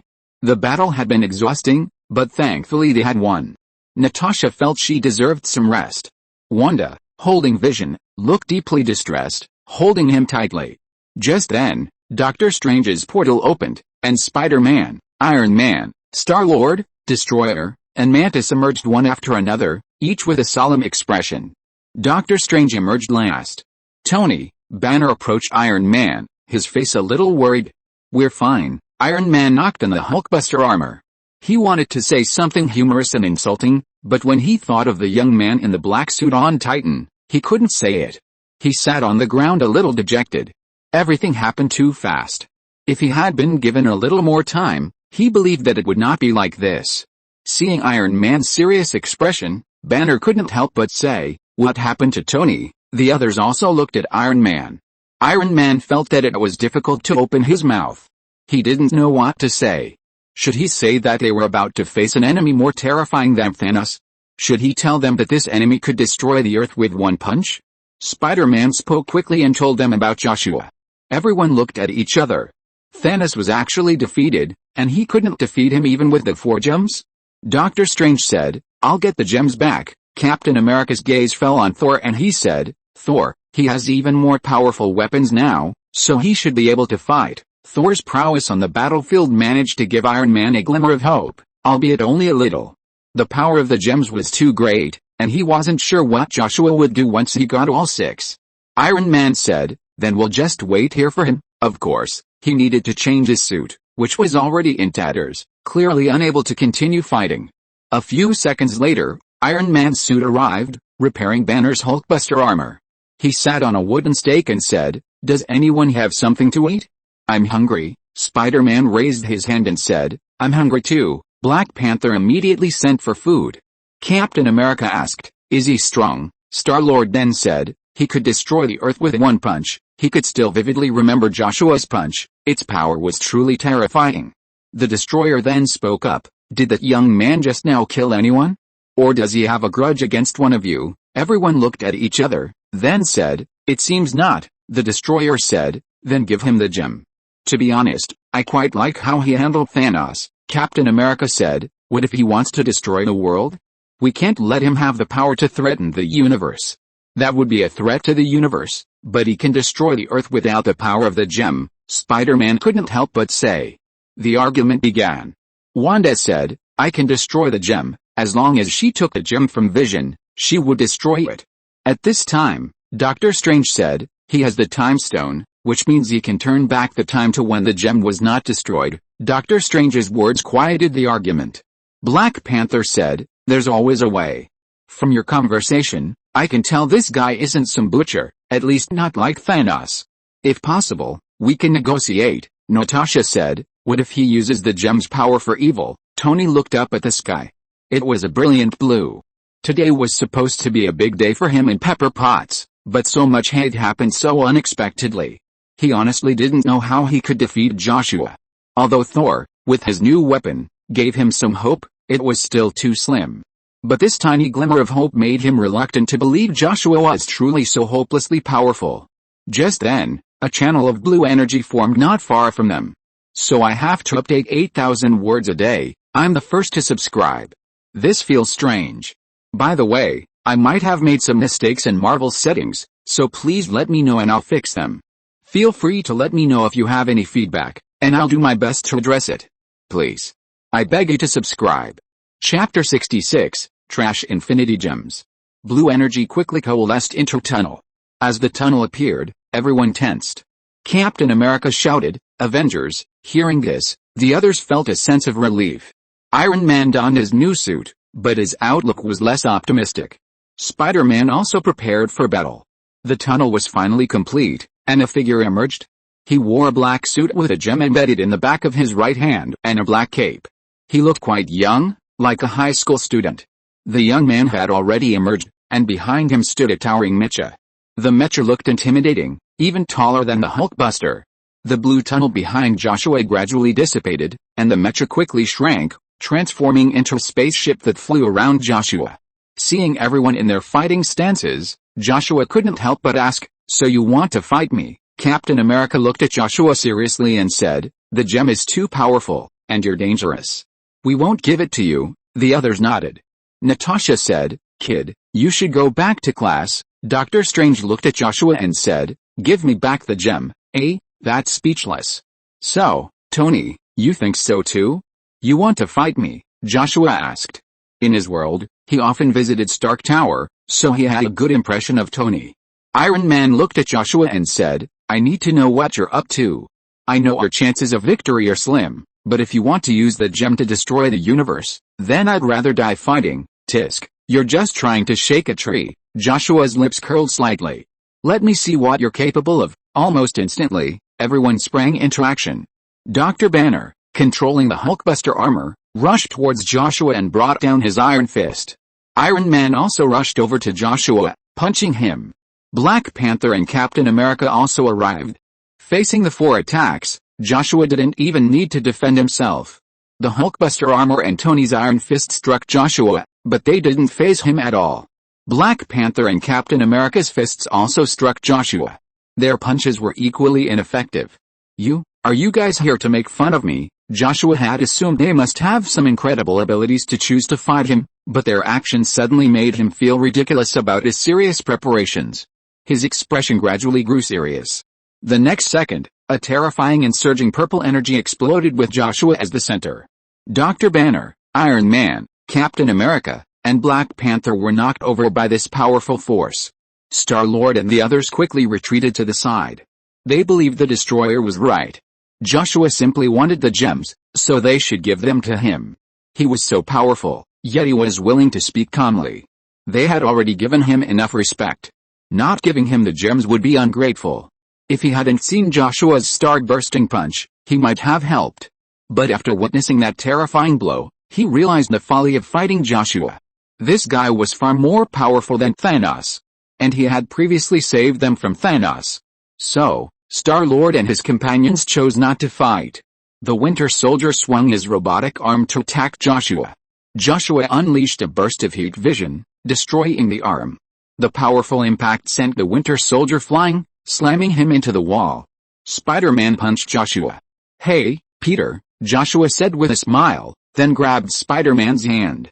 How do you know me?" Spider-Man was surprised. The black-haired boy looked familiar. Could he have been lurking around him in disguise? At that moment, Captain America charged again. Joshua flung Spider-Man away. Spider-Man collided with Captain America, both men grunting before falling to the ground. Doctor Strange was about to unleash his magic when vines suddenly appeared, entangling him and suspending him, completely immobilized.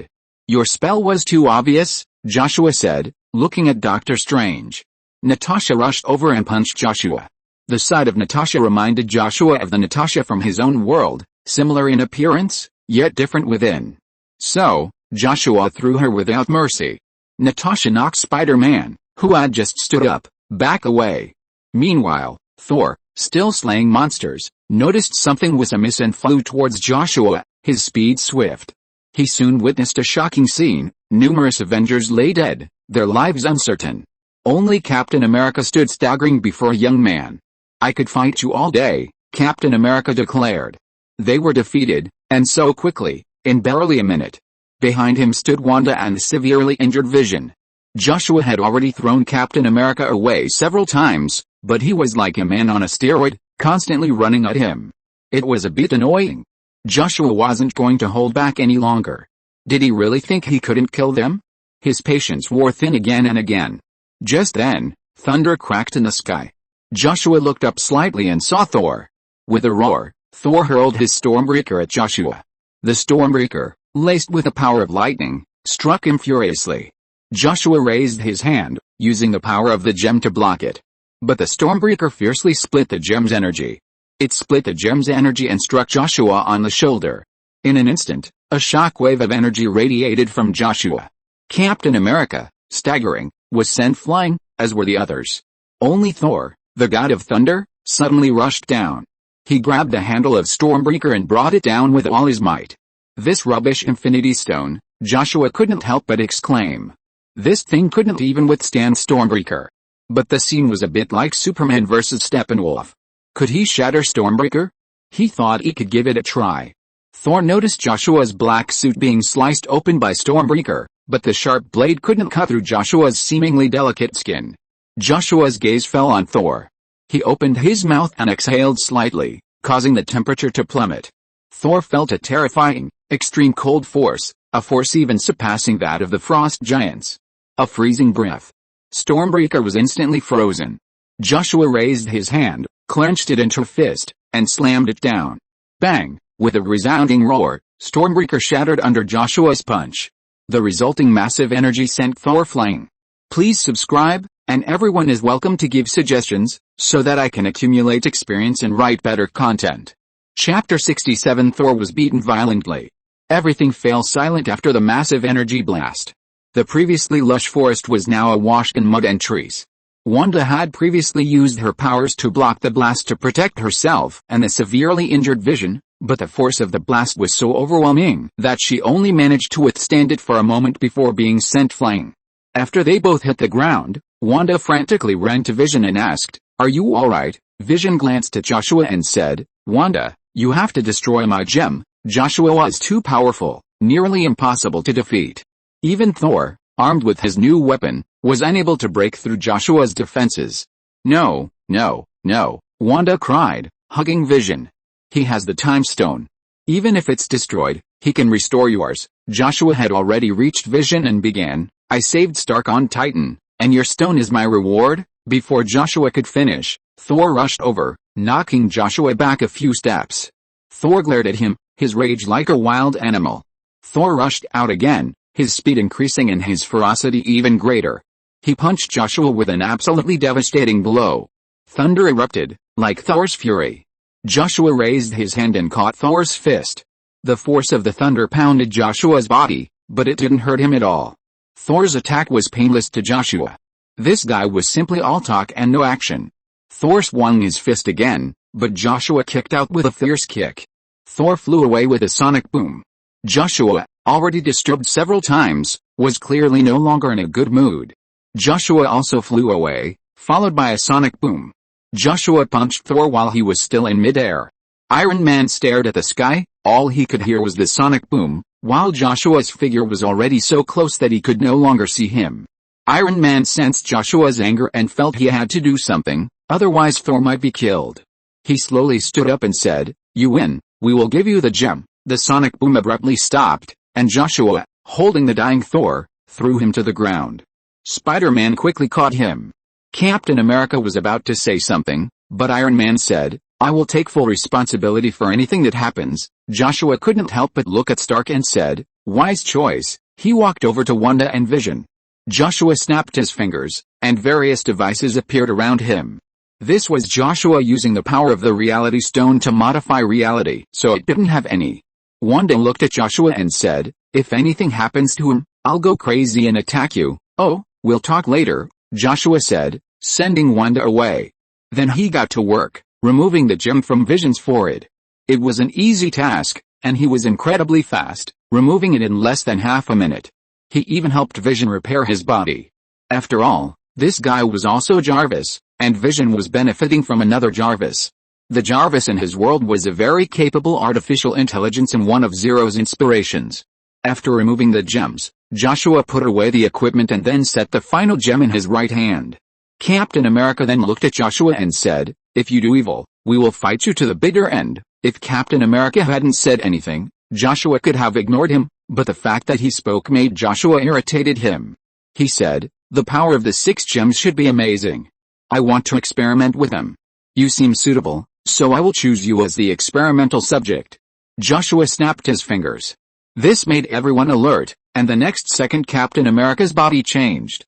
His body began to shrink, and his Adam's apple began to get smaller. His voice also became thinner.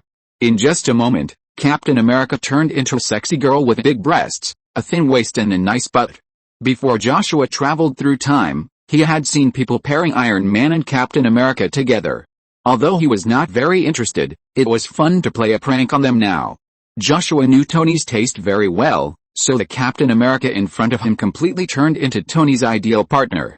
As everyone was surprised, Natasha's body gradually shrank and transformed into the form of a little girl. Joshua then said, "You should get back to class, little one." Thor had now stood up, his injuries much healed. He looked at Joshua and said, "Did you kill Thanos?" "No, he's in outer space now," Joshua said. He glanced at Titan, where Thanos was floating, looking dazed. His presence must have been a huge shock to him. Thor declared, "I will kill him. You can't defeat him with your bare hands." A green ring appeared on Joshua's hand, and he twisted it, causing the damaged Stormbreaker to gradually heal. Once Stormbreaker had fully healed, Thor opened his hand and summoned it. Stormbreaker slowly took off and flew towards Thor, but Joshua caught it as it passed by. Joshua said, "I like to trade, so you have to offer something in exchange." Thor looked at Joshua, thought for a moment, and then said, "What do you like? Something interesting, something handsome, or something powerful?" Joshua said. Thor racked his brain for a moment, and the image of a dragon came to mind. He then said, "Wait a moment, but I need Stormbreaker." Joshua let go of Stormbreaker. Thor grabbed Stormbreaker, and a colorful light appeared, carrying Thor away. Everyone looked at Joshua. Vision and Wanda came up. Wanda said, "Thank you for healing Vision. Since I took the gem, I naturally need to give something back to you. And healing is just a piece of cake. I don't want to have a sick gem," Joshua said. Wanda was about to express her gratitude, but Joshua said, "Move away a bit, He needed to use the power of the gem to complete a complete evolution. The symbiote suit will also complete its evolution this time. The 6 gems on Joshua's right hand begin to release energy. And these energies gradually spread out. This may be a bit of a Captain America parody. By the way, if you have any opinions, please tell me and I will change it. Chapter 68 evolved to be able to easily destroy the universe. The power of the 6 Infinity Stones was immense, and they were called infinite for a reason. Joshua could feel the energy of the 6 Infinity Stones surging through his body, and his cells, like a dry desert receiving a rare rain, greedily and ferociously absorbed the power. The energy of the 6 colors of the Infinity Stones, sourced from the Infinity Stones, continuously flowed into Joshua's body. Because Joshua had evolved without restraint, he heard various voices, even Thor's roar. "I will kill you." Joshua looked in a certain direction. Thor and Thanos were fighting on a planet. Without the Infinity Stones and the Infinity Gauntlet, Thanos was clearly no match for Thor, who possessed Storm Rage and was obsessed with revenge. Joshua's perception continued to expand. Previously, when he had unrestricted his perception, he could sense everything in the galaxy, but now it expanded wildly. His cells, unsatisfied, began to absorb energy even more frantically, absorbing. Joshua felt his cell filling up with energy, and the next second it would evolve, storing even more energy. He loved the feeling of being filled with energy. Is he supposed to be okay? Star-Lord couldn't help but wonder. "I don't know, but he looks fine," the destroyer said, pulling out some snacks from somewhere and eating them while watching Joshua. Captain America's clothes were now much looser, forcing her to hold them with her delicate hands. She looked at Joshua with a look of disdain. She hated Joshua. She felt her pants slipping a little, so she instinctively pulled them up. The loose pants suddenly tightened. The Winter Soldier's gaze shifted from Joshua's to her perky butt. What an American bottom.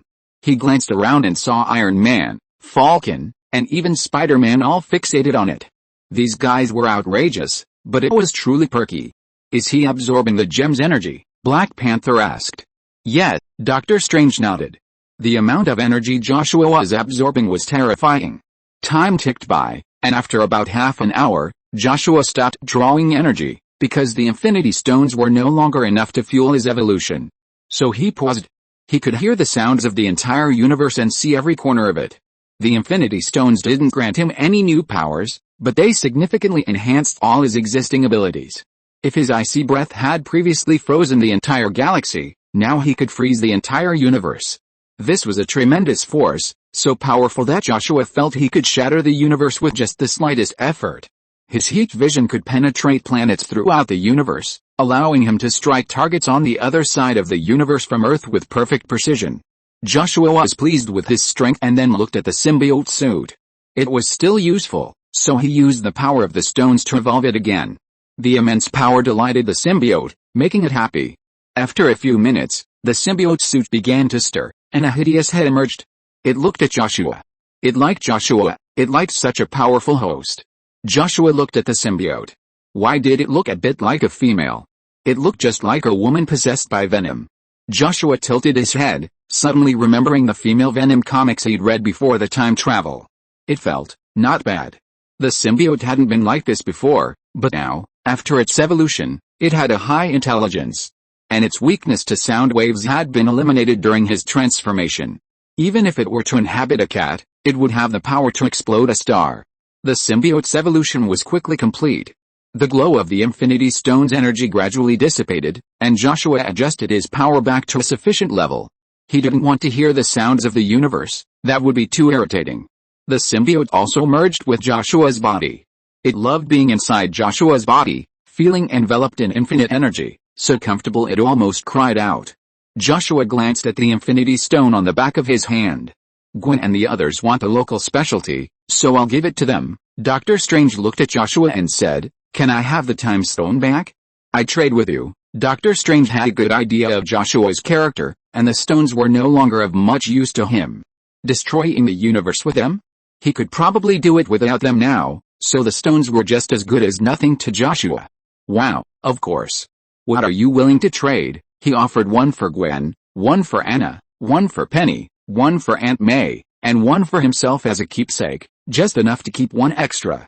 Dr. Strange glanced at Joshua and said, "The Darkhold, It was the most suitable item he could think of for Joshua. Furthermore, it wouldn't affect Joshua. Giving it to Joshua would be much safer, and he could get the stones back in return, killing two birds with one stone. Forget about this. Joshua tossed the time stone at Dr. Strange and said, "You owe me a debt. If you find anything interesting later, show it to me." "Oh, I think I could write a Joshua book. Let's call it the Book of God." He looked at Dr. Strange and said, "Once I finish it, I'll give it to you all to circulate. It will contain a record of all sorts of powerful magic. Of course, learning comes at a price. Faith. The level of your faith determines the level of magic you can learn." Joshua felt himself getting excited. No one could get anything for free from him. To learn powerful magic, one had to at least contribute faith. Suddenly, a colorful light descended, stirring up a cloud of dust. As the dust gradually cleared, Thor emerged, covered in wounds. Joshua knew these were from his battle with Thanos, where Thor had successfully decapitated him. Behind Thor, a black dragon lay prostrate on the ground, looking like it had been badly beaten.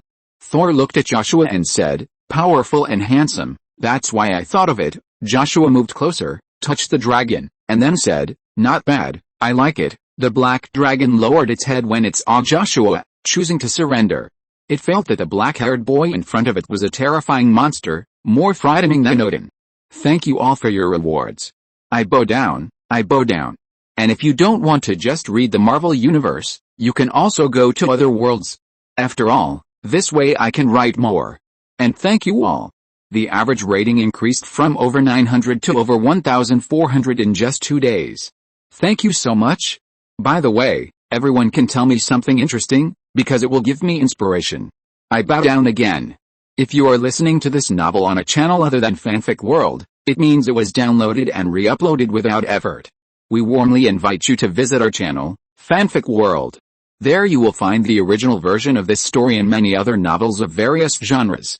We look forward to seeing you dive into a world of incredible novels. Chapter 69. Joshua intends to rule the world. In Wakanda's secret meeting room, nearly all the Avengers were present, with numerous projections before them. "Stark, you gave the final gem to a monster, and it successfully gave it even greater power. If he wants to destroy the world, how will you stop him?" a man said. They would rather all the Avengers die than let Joshua become an even more terrifying existence. That would be too dangerous. Stark spread his hands and said, "We can't win. Enraging him will only lead to the destruction of the world." Captain America had changed into women's clothing, which fit him better, but felt a little strange. It might take some time to get used to it. "King, you Wakanda possess the most advanced technology.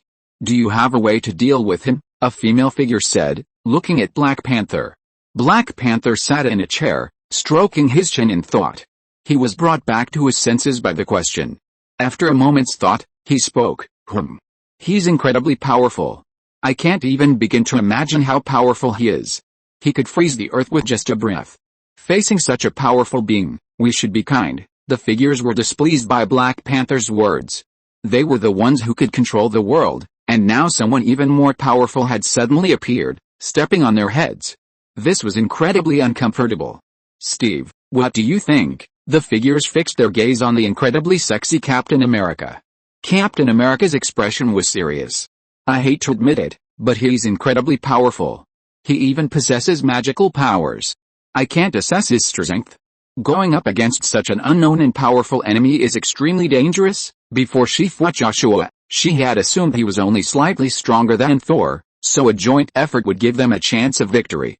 But then they were completely defeated, and the enemy never used their full strength, nor did they kill any of them. It could be said that Joshua had shown considerable mercy. Of course, if Joshua wanted to destroy the world, she would definitely challenge him. Moreover, Joshua later used the gems to become even more powerful. Honestly, Captain America had no idea how he could win. The light and shadow were silent for a moment before saying, "What if he used the power of the time stone?" Captain America immediately glared at the light and shadow. She said, "That's provoking him. Have you considered the consequences of provoking him? He has the power to destroy the world with a single punch." The discussion continued.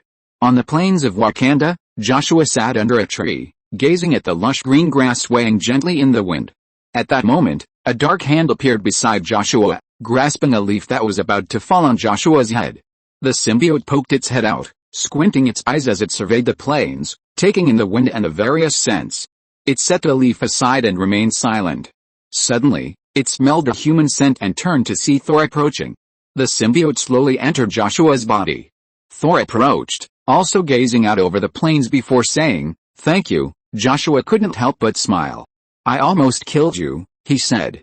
If Stark had spoken a little later, he would have killed Thor.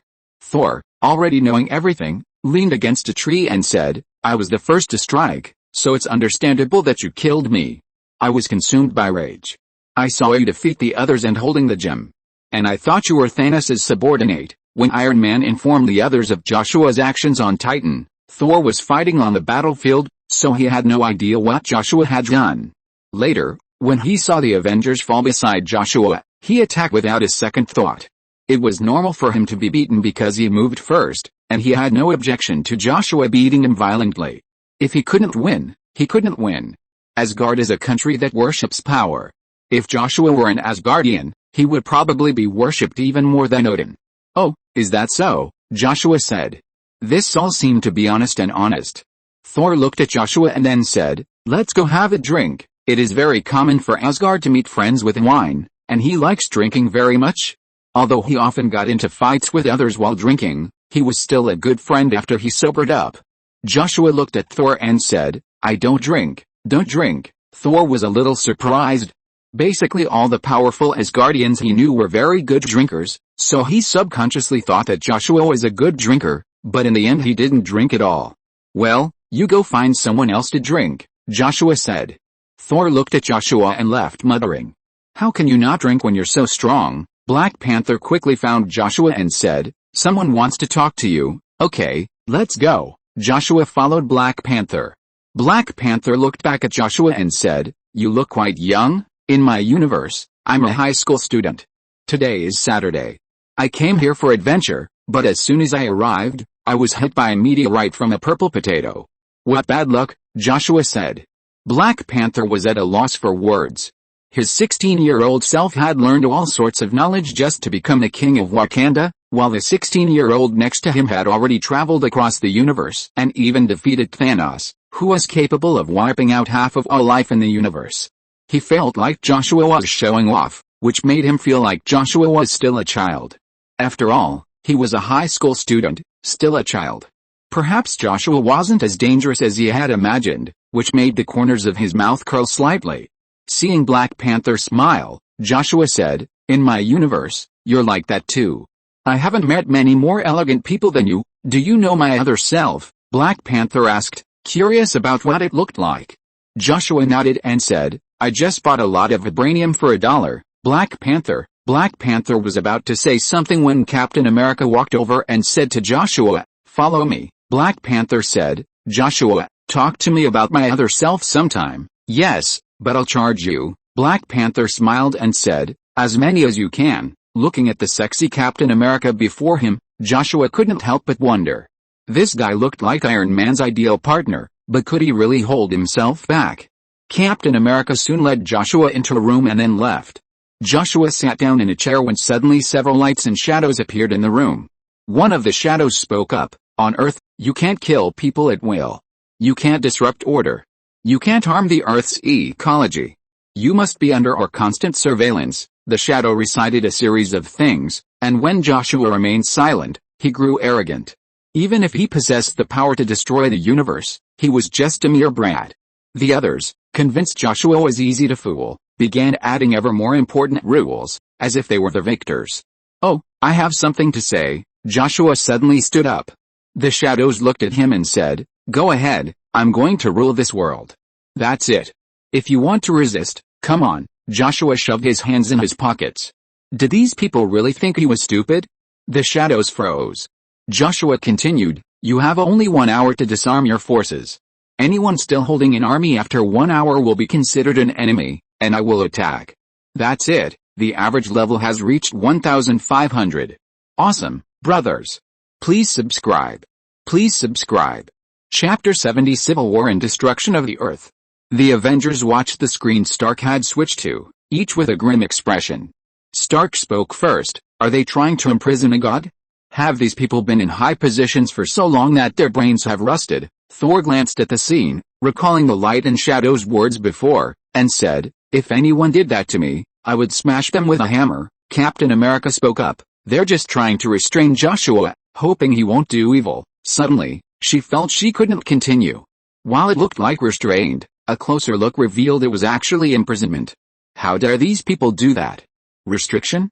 Who on earth has the right to restrain Joshua? Stark was furious. Thor then spoke up, Joshua's serious. If Earth's army isn't disbanded within an hour, he'll actually do it. He took a sip of his wine. These humans were so used to being invincible on Earth, yet they were so arrogant that they tried to use word games to deceive someone with divine power. Captain America said, we have to stop him, otherwise he will really destroy the world. And I know the military, they won't disband their army. Joshua is so far away from them that they have no idea how terrifying he is. Stop him? How can you stop him? You will only anger him, said Stark. The argument began. Stark believed that Joshua would punish people, but would not actually kill everyone. If Captain America went to question Joshua, it would really make Joshua angry. So he had to stop Captain America from angering Joshua. Soon they split into two camps. One was led by Stark and the other was led by Captain America. Stark, we have to convince Joshua, Captain America said, holding the shield, her delicate face full of determination. No, you'll only anger him. He has his own plans. Besides, we still have the time stone. Even if Earth is destroyed once, Doctor Strange will allow everyone to start over. Joshua is angry at the higher-ups' arrogance and disdain for him. As long as he lets him have his fun, as long as he punishes these people, everything will be fine. Stark donned his suit and looked at Captain America. No. Stark, what if everyone dies? I have to ask Joshua for even the slightest hope. Captain America gripped his shield, ready for battle. Time was running out. Stark closed his iron visor, but he wouldn't back down. The battle was imminent. At the highest point of the Wakanda building, Joshua stood up. Just then, an orange portal appeared, and Doctor Strange slowly emerged. He joined Joshua, also staring into the distance. Neither of them spoke. After a moment, Doctor Strange said, they're fighting, I saw it. Captain America's strength has diminished a bit since he became a woman. Joshua watched the superheroes fight. It was a civil war, I suppose. Doctor Strange stood behind Joshua and said, you gave me the time stone so I could save the world. Joshua remained silent. Doctor Strange continued, you predicted the reaction of humanity's higher-ups. You would punish them, but that was just punishment. So you gave me the time stone so I could restore the destroyed Earth. Joshua watched Iron Man hold back, defeated by Captain America, even his visor shattered by his shield. Captain America, straddling Iron Man, panted as he looked at him, I have to fight for a glimmer of hope. Iron Man looked at the woman before him and said, he has his own ideas. Don't provoke him, and don't question him. Everyone hates your old-fashioned rhetoric. Yeah, Captain America stood up and slowly walked towards Joshua. He won because he didn't hold back. Joshua sighed. Doctor Strange was still struggling with the real reason Joshua had given him the time stone. Captain America soon arrived. She watched as Joshua placed his shield behind him and quickly climbed up the wall. Soon she reached the highest point. She looked at Joshua and said, I know they deserve punishment for their arrogance. She thought for a moment, but it all turned into a long sigh. She began, Stark said you'd punish people, but that's just punishment. She had so many things she wanted to ask Joshua, but she held them back. Suddenly, she sat down and said, punishment. They deserve it. She knew what Stark was worried about. He was worried she'd anger Joshua.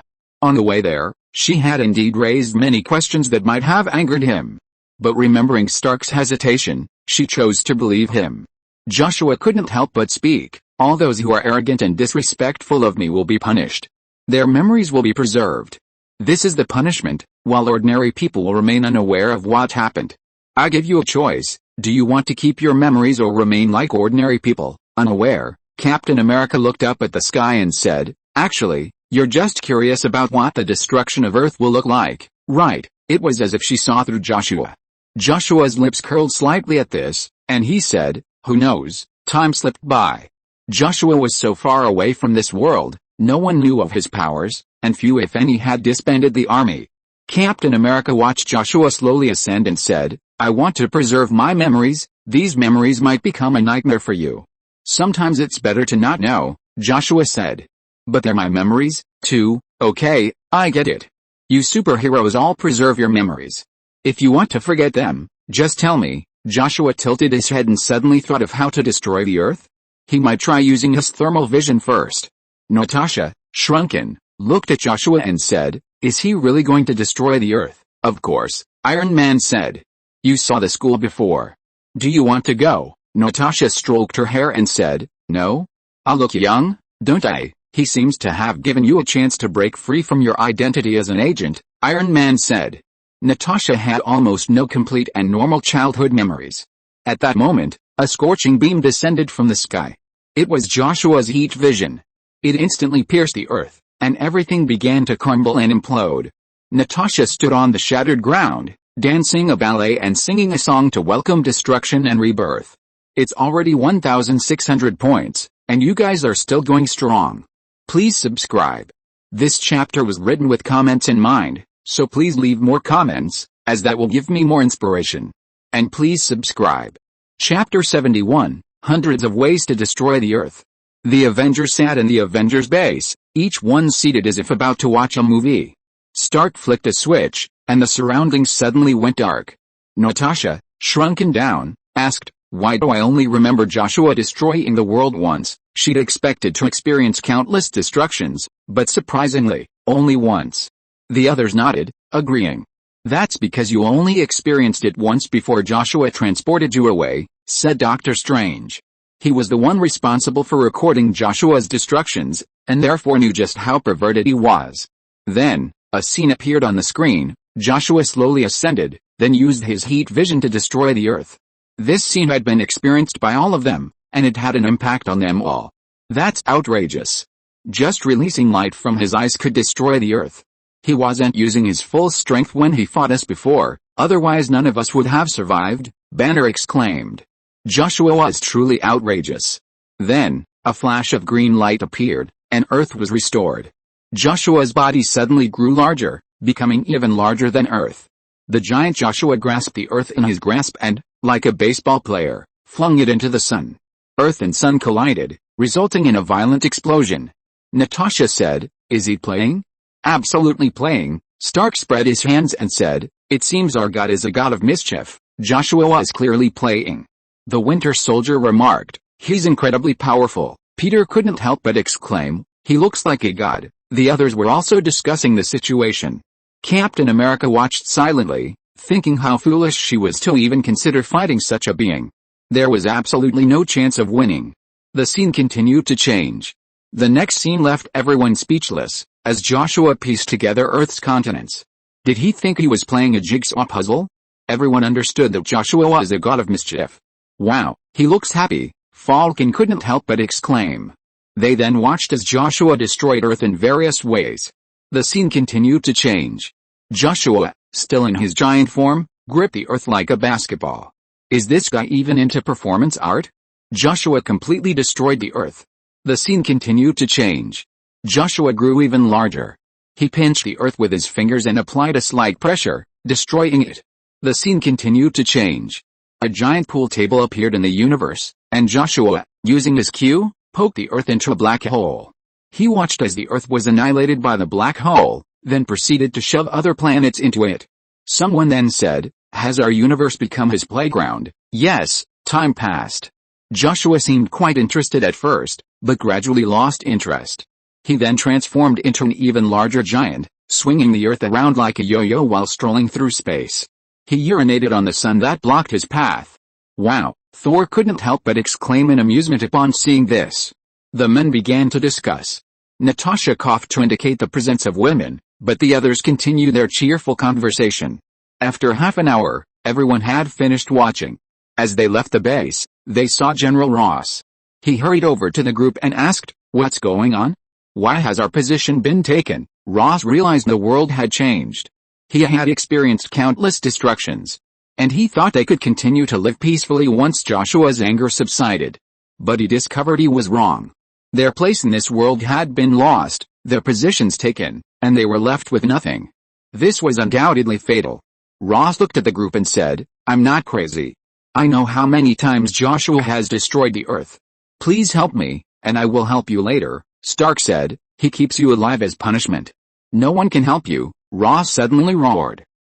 The sound was loud, and then the next moment, Ross's voice disappeared. Ross screamed in fear, but no one could hear him. At this moment, a group of people appeared and took Ross away. Ross began to resist, but the group refused to tolerate him and drew their batons to hit Ross. Ross was soon beaten to death and was then taken away.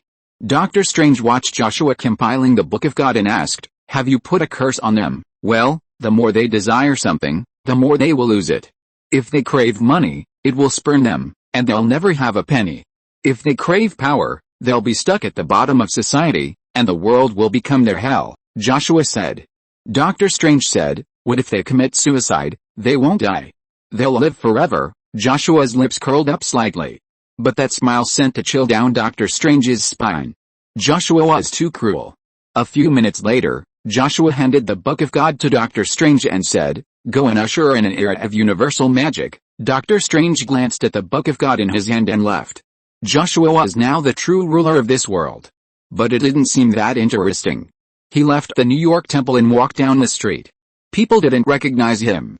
He saw a black man, looking like a homeless person. He was desperately trying to stuff something into his mouth, but was beaten up. The man's eyes were bloodshot, and after a long moment he stumbled to his feet. His nose was bleeding, and he turned around to see Joshua. He paused for a moment, then rushed to Joshua, kneeling down and saying, I'm sorry. Please forgive me, please let me die." His voice was mournful, but he had brought this upon himself. Joshua looked at the man and said, "Everyone must take responsibility for their own choices. You chose to fool me, so you must bear the wrath of God." The man knelt, his head resting on the ground, and said, "I'm sorry," but Joshua had already left. He had no interest in these people. After a long moment, the man slowly stood up, walking with a look of despair. There were many others in this world who were as devastated and lost as he was. See you tomorrow. Chapter 72, Party, the Punch Person, and the Zombie Universe. The Avengers threw a party, and almost everyone showed up, including Joshua. Honestly, Joshua was a bit confused, considering he'd just recently taught them a lesson and even destroyed Earth several times. But it was a good thing, saving him money on food. Everyone was having a blast at the party, while Joshua quietly ate his food, concentrating on his meal. Stark, holding a tall glass, walked over to Joshua, watching a few women dancing. "Wow, you look hungry," Stark said, taking a sip of his drink, looking quite relaxed. Joshua swallowed his food and said, "A little." Stark stood over Joshua and said, "I heard from T'Challa that you're from another universe." In a previous conversation with T'Challa, Stark had told Stark that Joshua was from another universe, which would explain why he had never seen any trace of Joshua in this world. Joshua nodded and said, "Yeah, so, do you know me from your world?" Stark suddenly asked curiously, eager to learn something about his other self. "Yes, we're friends. I often use his equipment to make things," Joshua said. He saw Captain America guzzling wine, a bit heavily. Wasn't he afraid of getting slapped if he got drunk? She was now a true beauty, her every move alluring. The Winter Soldier and Falcon both wanted to slap her, but their hearts were deeply reluctant. After all, not long ago, she was a man, a sturdy man who could lift a motorcycle. "Wow, Steve, you're really charming today," Thor suddenly squeezed in beside Captain America. Captain America ignored Thor's words and raised his large glass, saying, come on, ha ha ha." The two clinked their glasses and drank heavily, both of them drinking very hard. Stark noticed Joshua's gaze and said, "Aren't you going to let her recover, huh?" "I can't do that without the 6 gems. Besides, I like her the way she is now," Joshua said. She looked much more pleasing to the eye now, even the lines of her eyebrows and eyes seemed softer. Stark was still a little unaccustomed to it. If he had met such a beauty before, he would have taken her away without hesitation and made love with her. But now he and Pepper were in a good relationship, and she was a man before. Although she had the appearance of his ideal partner, it was only appearance. Stark drank his wine, then walked over to Pepper, kissed her, and said, "I love you." "Me too." Pepper's face was filled with happiness. After eating, Joshua left the party and checked the time. He had been in this world for 4 hours and felt like a lot had happened. Joshua walked the streets. Ordinary people in this world didn't recognize him. Only the upper echelons knew Joshua. He walked slowly. Doctor Strange was already distributing the Book of God to people, and it should soon gain widespread faith. Joshua longed for the people of this earth to leave and carry his Book of God to the various corners of the universe. While he could instantly grant the book to everyone in the universe, that would be less fun. He had already marked the coordinates of this universe, and when he had time, he would visit to see how far the people had gotten from Earth with the Book of God. Now he had to go. After all, long-haired Gwen would probably want a gift, too. He had to find a time stone in another universe. What have I done? Magneto, aboard a spaceship in outer space, watched on the screen as zombies slaughtered humans wantonly. He had previously released a virus that transformed people into zombies. He had only intended to kill humans and save the mutants, but now both humans and mutants would become zombies.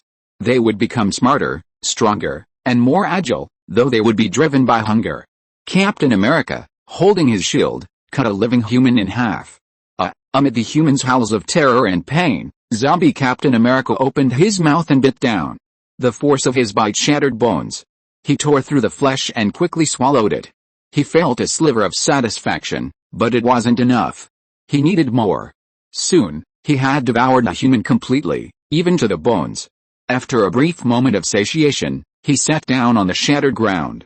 What have I done? His sanity returned. His zombie form was smarter and more powerful. He was a little overwhelmed. A superhero had actually eaten a human. He looked around at the equally sated zombie Spider-Mans and said, clutching his head, "What have we done? We ate a human? Oh my god." Everyone was silent. I am unworthy of being a god, Zombie Thor said, clutching his head. The zombie Black Widow covered her face. She had just gnawed on a poodle and a child. She didn't feel sick, only incomparably delicious. Now full, she was rational and felt she shouldn't let hunger get the better of her. The zombie Iron Man said, "We need to find a cure." He felt wiser now. The other zombies stood up and said, "Let's go. We need to cure this virus." They began to advance, gradually gaining speed. Finally, they were running at an alarming speed. A hoarse, longing voice roared, "Flesh!" Captain America roared, followed by the roars of his fellow zombies. Flesh, their satiety was short-lived. Oh my god, what have we done? Stark, wearing only his boxers, sat on the sofa, clutching his head. Stark, this was just an accident. Okay. Don't tell anyone. We're still like before, a woman said, sunlight streaming down her delicate form. Steve? Stop, Stark. This was just an accident. I don't blame you.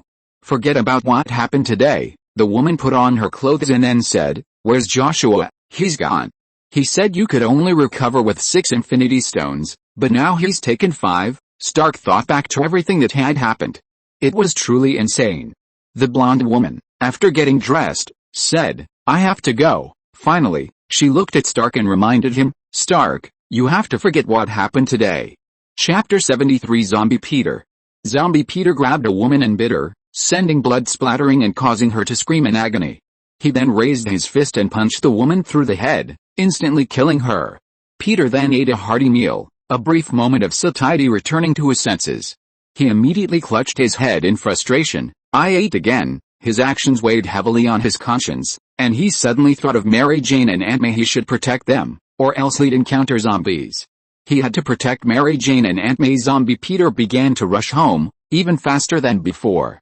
Along the way, zombie heroes devoured humans. Ordinary people were eaten before they even had time to transform into zombies.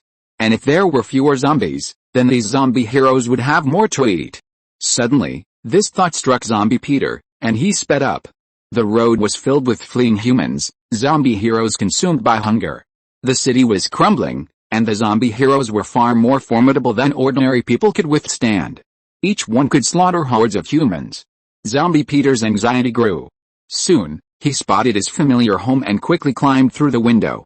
"What happened, Peter?" Mary Jane hurriedly stood up and looked at Zombie Peter. Downstairs was in complete chaos. A hero had been seen devouring a child downstairs. The elderly May also asked with some concern, "What happened, Peter?" Zombie Peter suddenly didn't know what to say. Should he say that many superheroes had become zombies? Should he say that the heroes who once protected people had become monsters that feasted on humans? Mary Jane hugged Zombie Peter and said, "Peter, aren't you feeling tired?" Zombie Peter smelled the aroma of flesh and blood. Gurgle. Zombie Peter's stomach growled, his hunger returning. "Peter, it looks like you need something to eat." "I'll get you something." Mary Jane let go of Peter and turned to make something to eat. But Zombie Peter reached out and grabbed Mary Jane's hand. Mary Jane turned back to look at Zombie Peter, gave him a charming smile, and said, "Peter, I'll be back in a minute." Zombie Peter's sanity was rapidly fading, hunger driving him mad. "Peter, what's wrong with you?" Mary Jane asked. Peter was acting strangely today, a feeling she found unfamiliar. "Hungry," Zombie Peter said this, and the look he gave Mary Jane instantly transformed into one of food. "I'll go right away, Peter." Peter opened his mouth and bit down. A long moment passed. Zombie Peter sat in his room, bloodstains on the floor. "No, no, no." Zombie Peter let out a heartbreaking roar. Just now, he had devoured his beloved Mary Jane and his Aunt Maya. Zombie Peter didn't respond, sitting dazed on the floor. Nova jumped into the room and said, "Peter, I'm sorry, but now's not the time to be sad. We need to find a way to solve this problem." He thought Mary Jane and May had been eaten by zombies, and Peter hadn't been able to save them. It happened so suddenly, no one could react. Zombie Peter was gradually feeling hungry. The aroma of Nova's flesh and blood whetted his appetite. He slowly stood up. "Peter, we need to find a way," Nova said. Suddenly, Zombie Peter rushed at Nova and knocked him out of the room, easily breaking through the wall that would be incredibly strong for ordinary people. Hungry, Zombie Peter roared. He wanted to eat people. He wanted to fill his stomach. Nova noticed Peter's abnormality and kicked him away. But Zombie Peter had become stronger and smarter than before, especially in hunting. Zombie Peter shot out a stream of silk, which caught Nova and pulled him towards him, his mouth open, waiting to chew on the delicious flesh. Knowing he couldn't be bitten, Nova harnessed the power of Zombie Peter and delivered a powerful kick to his face. Zombie Peter's body flew forward, crashing into the roof of a tall building. The roof instantly collapsed, and Zombie Peter slowly rose from the dust and smoke, seemingly insensitive to the pain. He took one step, then two, his pace increasing, finally leaping with superhuman speed. He grabbed Nova and engaged him in a grappling match. The two landed on another rooftop. Just as Nova was pinned down by Zombie Peter, Daredevil appeared, throwing his weapon and repelling Zombie Peter. Nova hurriedly distanced himself, frightened by Zombie Peter's frenzied appearance. Daredevil declared, "We have to kill Peter. He's no longer human." The two began to fight together. Zombie Peter was overwhelmed by the two, and was beaten back step by step. Daredevil created an opening for Nova, calling out, "Kill Peter now." Nova was stunned. Kill Peter? Peter was his good friend. Nova hesitated, but Zombie Peter wasn't. Taking advantage of Nova's moment of shock, he attacked Daredevil. Nova tried to help Daredevil, but it was too late. Zombie Peter bit Daredevil and tore off a chunk of flesh. Daredevil screamed in agony. Nova, resolute, fought Peter back. Just as he was about to kill him, Daredevil growled. Hungry, Daredevil, transformed into a zombie, lunged at Nova. Terrified, Nova abandoned his attack on Peter and flew into the sky. Zombie Peter and Daredevil then followed the scent of flesh and blood, searching for the living. An orange light appeared, then rapidly expanded, transforming into an orange tunnel. A spaceship emerged and quickly transformed into a mecha. The mecha landed safely, and the orange tunnel behind it vanished. The mecha's hatch opened, revealing Joshua, who slowly descended to the ground. He saw a familiar figure buried in a woman. From time to time, a creepy chewing sound could be heard. The familiar figure smelled flesh and blood, and she turned to see the black-haired Joshua. Fresh flesh, hungry. Chapter 74 Zombie Gwen. Joshua felt a wave of emotion as he gazed upon the familiar face before him. He hadn't expected to encounter Zombie Gwen. Blood slowly dripped from her fingertips. Tick, tick, it dripped onto the ground. Zombie Gwen stared at Joshua intently, hunger taking its toll. She swallowed, then broke into a run, her speed increasing. In an instant, she pounced on Joshua, her jaws opening to bite him. Just then, black tentacles emerged from Joshua's body, wrapping around Zombie Gwen's hands and hoisting her up. Zombie Gwen screamed. The symbiote emerged from Joshua's body, its eyes narrowed as it spoke. I sense another symbiote. It must be me in this universe. I can devour it. The symbiote yearned for strength. It sensed that its own self in this world was extremely weak, likely unable to parasitize a zombie. Devouring was common among symbiotes. Joshua nodded, then took in zombie Gwen. This zombie Gwen was noticeably larger, and her figure was even more impressive than that of the young Gwen. Zombie Gwen, he remembered the zombie virus that infected this world. It made people stronger, more agile, and more intelligent, though they were also plagued by hunger and could eat humans. He remembered that these zombies had used technology to defeat Galactus, and even used a device that could travel across universes to devour them. In short, these zombies were quite clever. But in the end, it seemed, they were forced into a cycle by the Observer. Even the Observer was devoured by zombie Ant-Man. That was tragic. However, the Observer had been pondering a solution to the zombie problem from within zombie Ant-Man's stomach, and the solution they ultimately found was to create a cycle, restricting the zombies to a few universes, preventing them from spreading to other universes. Joshua stroked his chin. This zombie virus was intriguing, he needed to study it. He fixed his gaze on zombie Gwen and said, "I'll use you to study it," but before that, he needed to find Dr. Strange. Joshua heightened his perception. Soon, his gaze gravitated in a certain direction, and he saw the zombified Dr. Strange, now wearing the Eye of Agamotto and devouring people. Joshua opened a portal and stepped through, followed closely by the mech. His symbiote carried the howling Gwen forward. The zombie Dr. Strange, sensing the magical power, turned and saw the portal. Freshly fed, he looked no different from a normal human. He soon caught the scent of flesh and blood, and he stared intently at the portal as if a delicious meal had been delivered to him. Hunger was building. Suddenly, a black-haired boy emerged, waved, and said, "Hey, Dr. Strange, I'm here to get the time stone." Dr. Strange swallowed, hunger already consuming him. He formed hand seals, and in the next moment, red magic ribbons wrapped around Joshua. He began to run, drool dripping from his mouth as he attempted to devour Joshua. An inarticulate roar escaped him. Joshua broke free from his restraints, grabbed the Eye of Agamotto, and launched a kick at Dr. Strange. The zombie Dr. Strange quickly formed a golden magic shield. However, Joshua's strength was beyond imagination. He shattered the shield with one kick and sent the zombie Dr. Strange flying. The immense force destroyed most of his body, but the zombie Dr. Strange survived. He smashed through several buildings before stumbling away. Reincarnation. Joshua's gaze fell on zombie Gwen. Her appearance remained largely unchanged from her human days, but her body had undergone a drastic transformation. He wondered if his own abilities could overcome the zombie virus. He could wait for the next reincarnation to modify the virus, perhaps reversing the tragic fate of these universes. Joshua said, "Put down zombie Gwen." The symbiote immediately dropped zombie Gwen. Upon landing, zombie Gwen rushed over to Joshua and bit him on the face. She bit hard, but couldn't break Joshua's skin. Unconvinced, she continued to bite. After a few minutes, she left Joshua, looking at him with a hint of frustration. Why couldn't someone's skin be broken?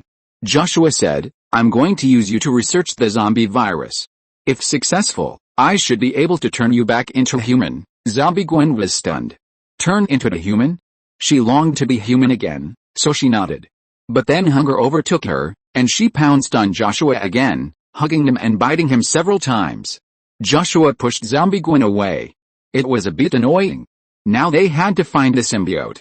Joshua searched for a while and soon found Venom. He didn't have the strength he had before. After all, zombies couldn't inherit Venom's abilities. Joshua opened a portal and approached Venom. Sensing a living being, Venom shifted from Eddie Brooke and crawled towards Joshua. It needed a living host, and zombies weren't enough. "Flesh, eat," Brooke muttered incoherently as he charged towards Joshua.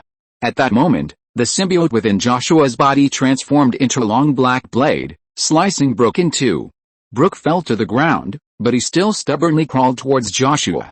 Joshua's symbiote also began to devour the venom of this world.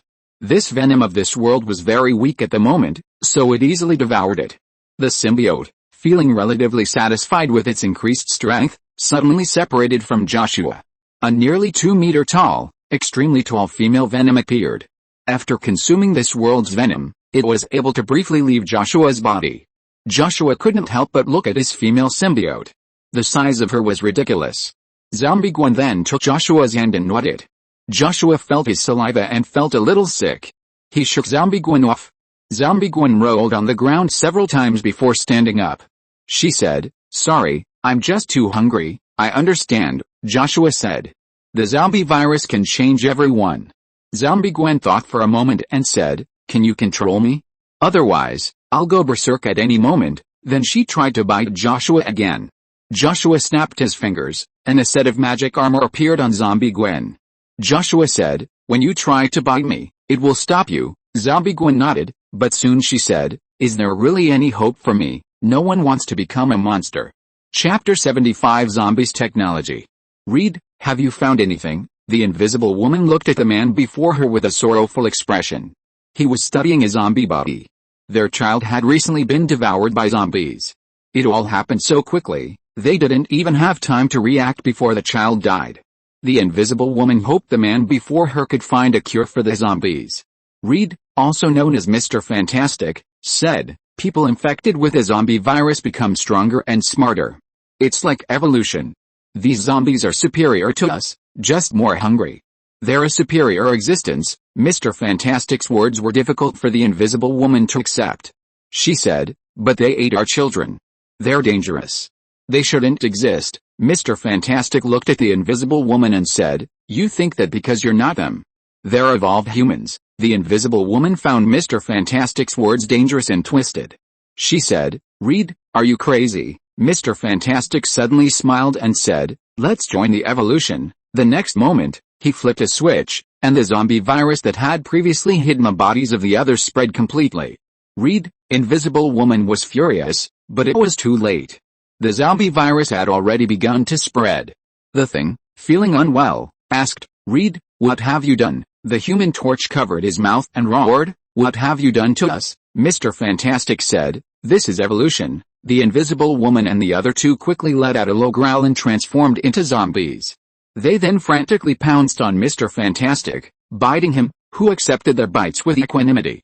After gnawing for a while, the zombie invisible woman said, "We need Reed's wisdom to help us get more food." The zombie Human Torch and the zombie thing also stopped. Mr. Fantastic writhed on the ground for a moment, then, fully transformed, stood up and said, "Tony. We need Tony. He can build machines that can travel across the universe." The zombie invisible woman said, "That way, we'll have endless food." The zombie Human Torch roared excitedly. The zombie thing was equally delighted. Food, and endless amounts of it. The Fantastic Four began searching for Tony Stark. The zombie Human Torch flew overhead. Soon, they found Tony Stark gnawing on a fragment of his arm. "Tony, we need you to build a device that can travel across the universe. If the people in this world are eaten, we can continue eating in other worlds," Reed said. Zombie Iron Man nodded, then said, "At this rate, the people in this world will soon be eaten. We really should prepare." Zombie Iron Man and zombie Mr. Fantastic went to Stark Tower. "Hulk is hungry," the green monster roared at Joshua. Zombie Hulk ran and leaped at Joshua. He wanted to eat people. He wanted to tear Joshua apart. He wanted to tear Joshua's body apart with his teeth. He wanted to see blood splatter. Zombie Hulk smelled Joshua and charged straight at him. Zombie Gwen stood in front of Joshua and declared, "I'll hold the zombie Hulk back. You can't die. This world needs someone to save it." Zombie Gwen was conscious. The zombie Hulk crashed down. Zombie Gwen was blown away by the blast, no match for the Hulk. From her position, she heard a loud roar and the Hulk's roar. The dust from the Hulk's fall obscured her vision of what was happening inside. She hurriedly ran, hoping Joshua was alright. When she reached the dusty area, she saw the Hulk's limbs torn off, his head torn off. Was that a complete rip? The Hulk was completely defenseless. This surprised Zombie Gwen. "Hulk is going to eat you." The Hulk, with only his head remaining, continued to shout. Suddenly, a pang of hunger seized upon Zombie Gwen. She picked up the Hulk's severed arm and took a bite. Ugh! Zombie Gwen suddenly felt nauseous. This food was so disgusting she felt like vomiting up her stomach acid. Joshua looked at Zombie Gwen and said, "I'll start researching." He then collected a sample of the zombie virus from Zombie Gwen. Zombie Gwen, standing nearby, occasionally growled. She was starving. She needed to eat. She looked at Joshua, his vibrant body making her swallow hard. Zombie Gwen then turned her back to him and looked into the distance, wondering what had become of the others. She hoped they were still alive. Hunger continued to consume her, and she felt like she was going insane. She banged her head against the ground, wishing she could kill herself, so she wouldn't have to endure this excruciating hunger. Suddenly, she smelled the sweet scent of flesh and blood, and it wasn't Joshua's. Behind her. She turned around and saw Joshua carrying a rabbit. Joshua tossed the rabbit to zombie Gwen, who caught it and began to devour it. After a moment, she felt full. She wiped the blood from the corner of her mouth and said, "I must look disgusting, right, really?" "No," Joshua said. Zombie Gwen stood up and said, "There are many zombie heroes and zombie villains in this world. I think you need to hide your presence, otherwise they'll attack you. It's okay, just treat their presence as a small incident to liven up the atmosphere," Joshua said calmly. Then he returned to his research. However, the zombie virus was more troublesome than he had imagined. He modified the virus, but it quickly changed again, becoming extremely unstable. "We have to seize the machine the zombies have built that can travel across the universe, or we'll die," Nick Fury said, standing before him as many living superheroes. Magneto was among them, but he didn't tell the others that he was the one who created the zombie virus, otherwise he might be killed by them. "Our target is Stark Tower. I've heard that Zombie Tony and Zombie Mr. Fantastic have built a machine. We need to seize it, or we and the rest of the universe will be in danger," Nick Fury continued. Suddenly, Nova wanted to say something, raising his hand to indicate his intention, but the next moment, Nick Fury said, "Shut up, little brat." Nova was still a young boy, and judging by his previous battles, he was undoubtedly on a delivery job. A little embarrassed, Nova slowly lowered his hand. Soon, Nick Fury and his men were in action. End of this chapter. Thank you so much for reading until the end. Don't forget to give it a like. Looking for more exclusive content and immediate access? Subscribe to our Patreon. Remember, every like, subscription or donation encourages us to continue. Thank you all. See you in the next video.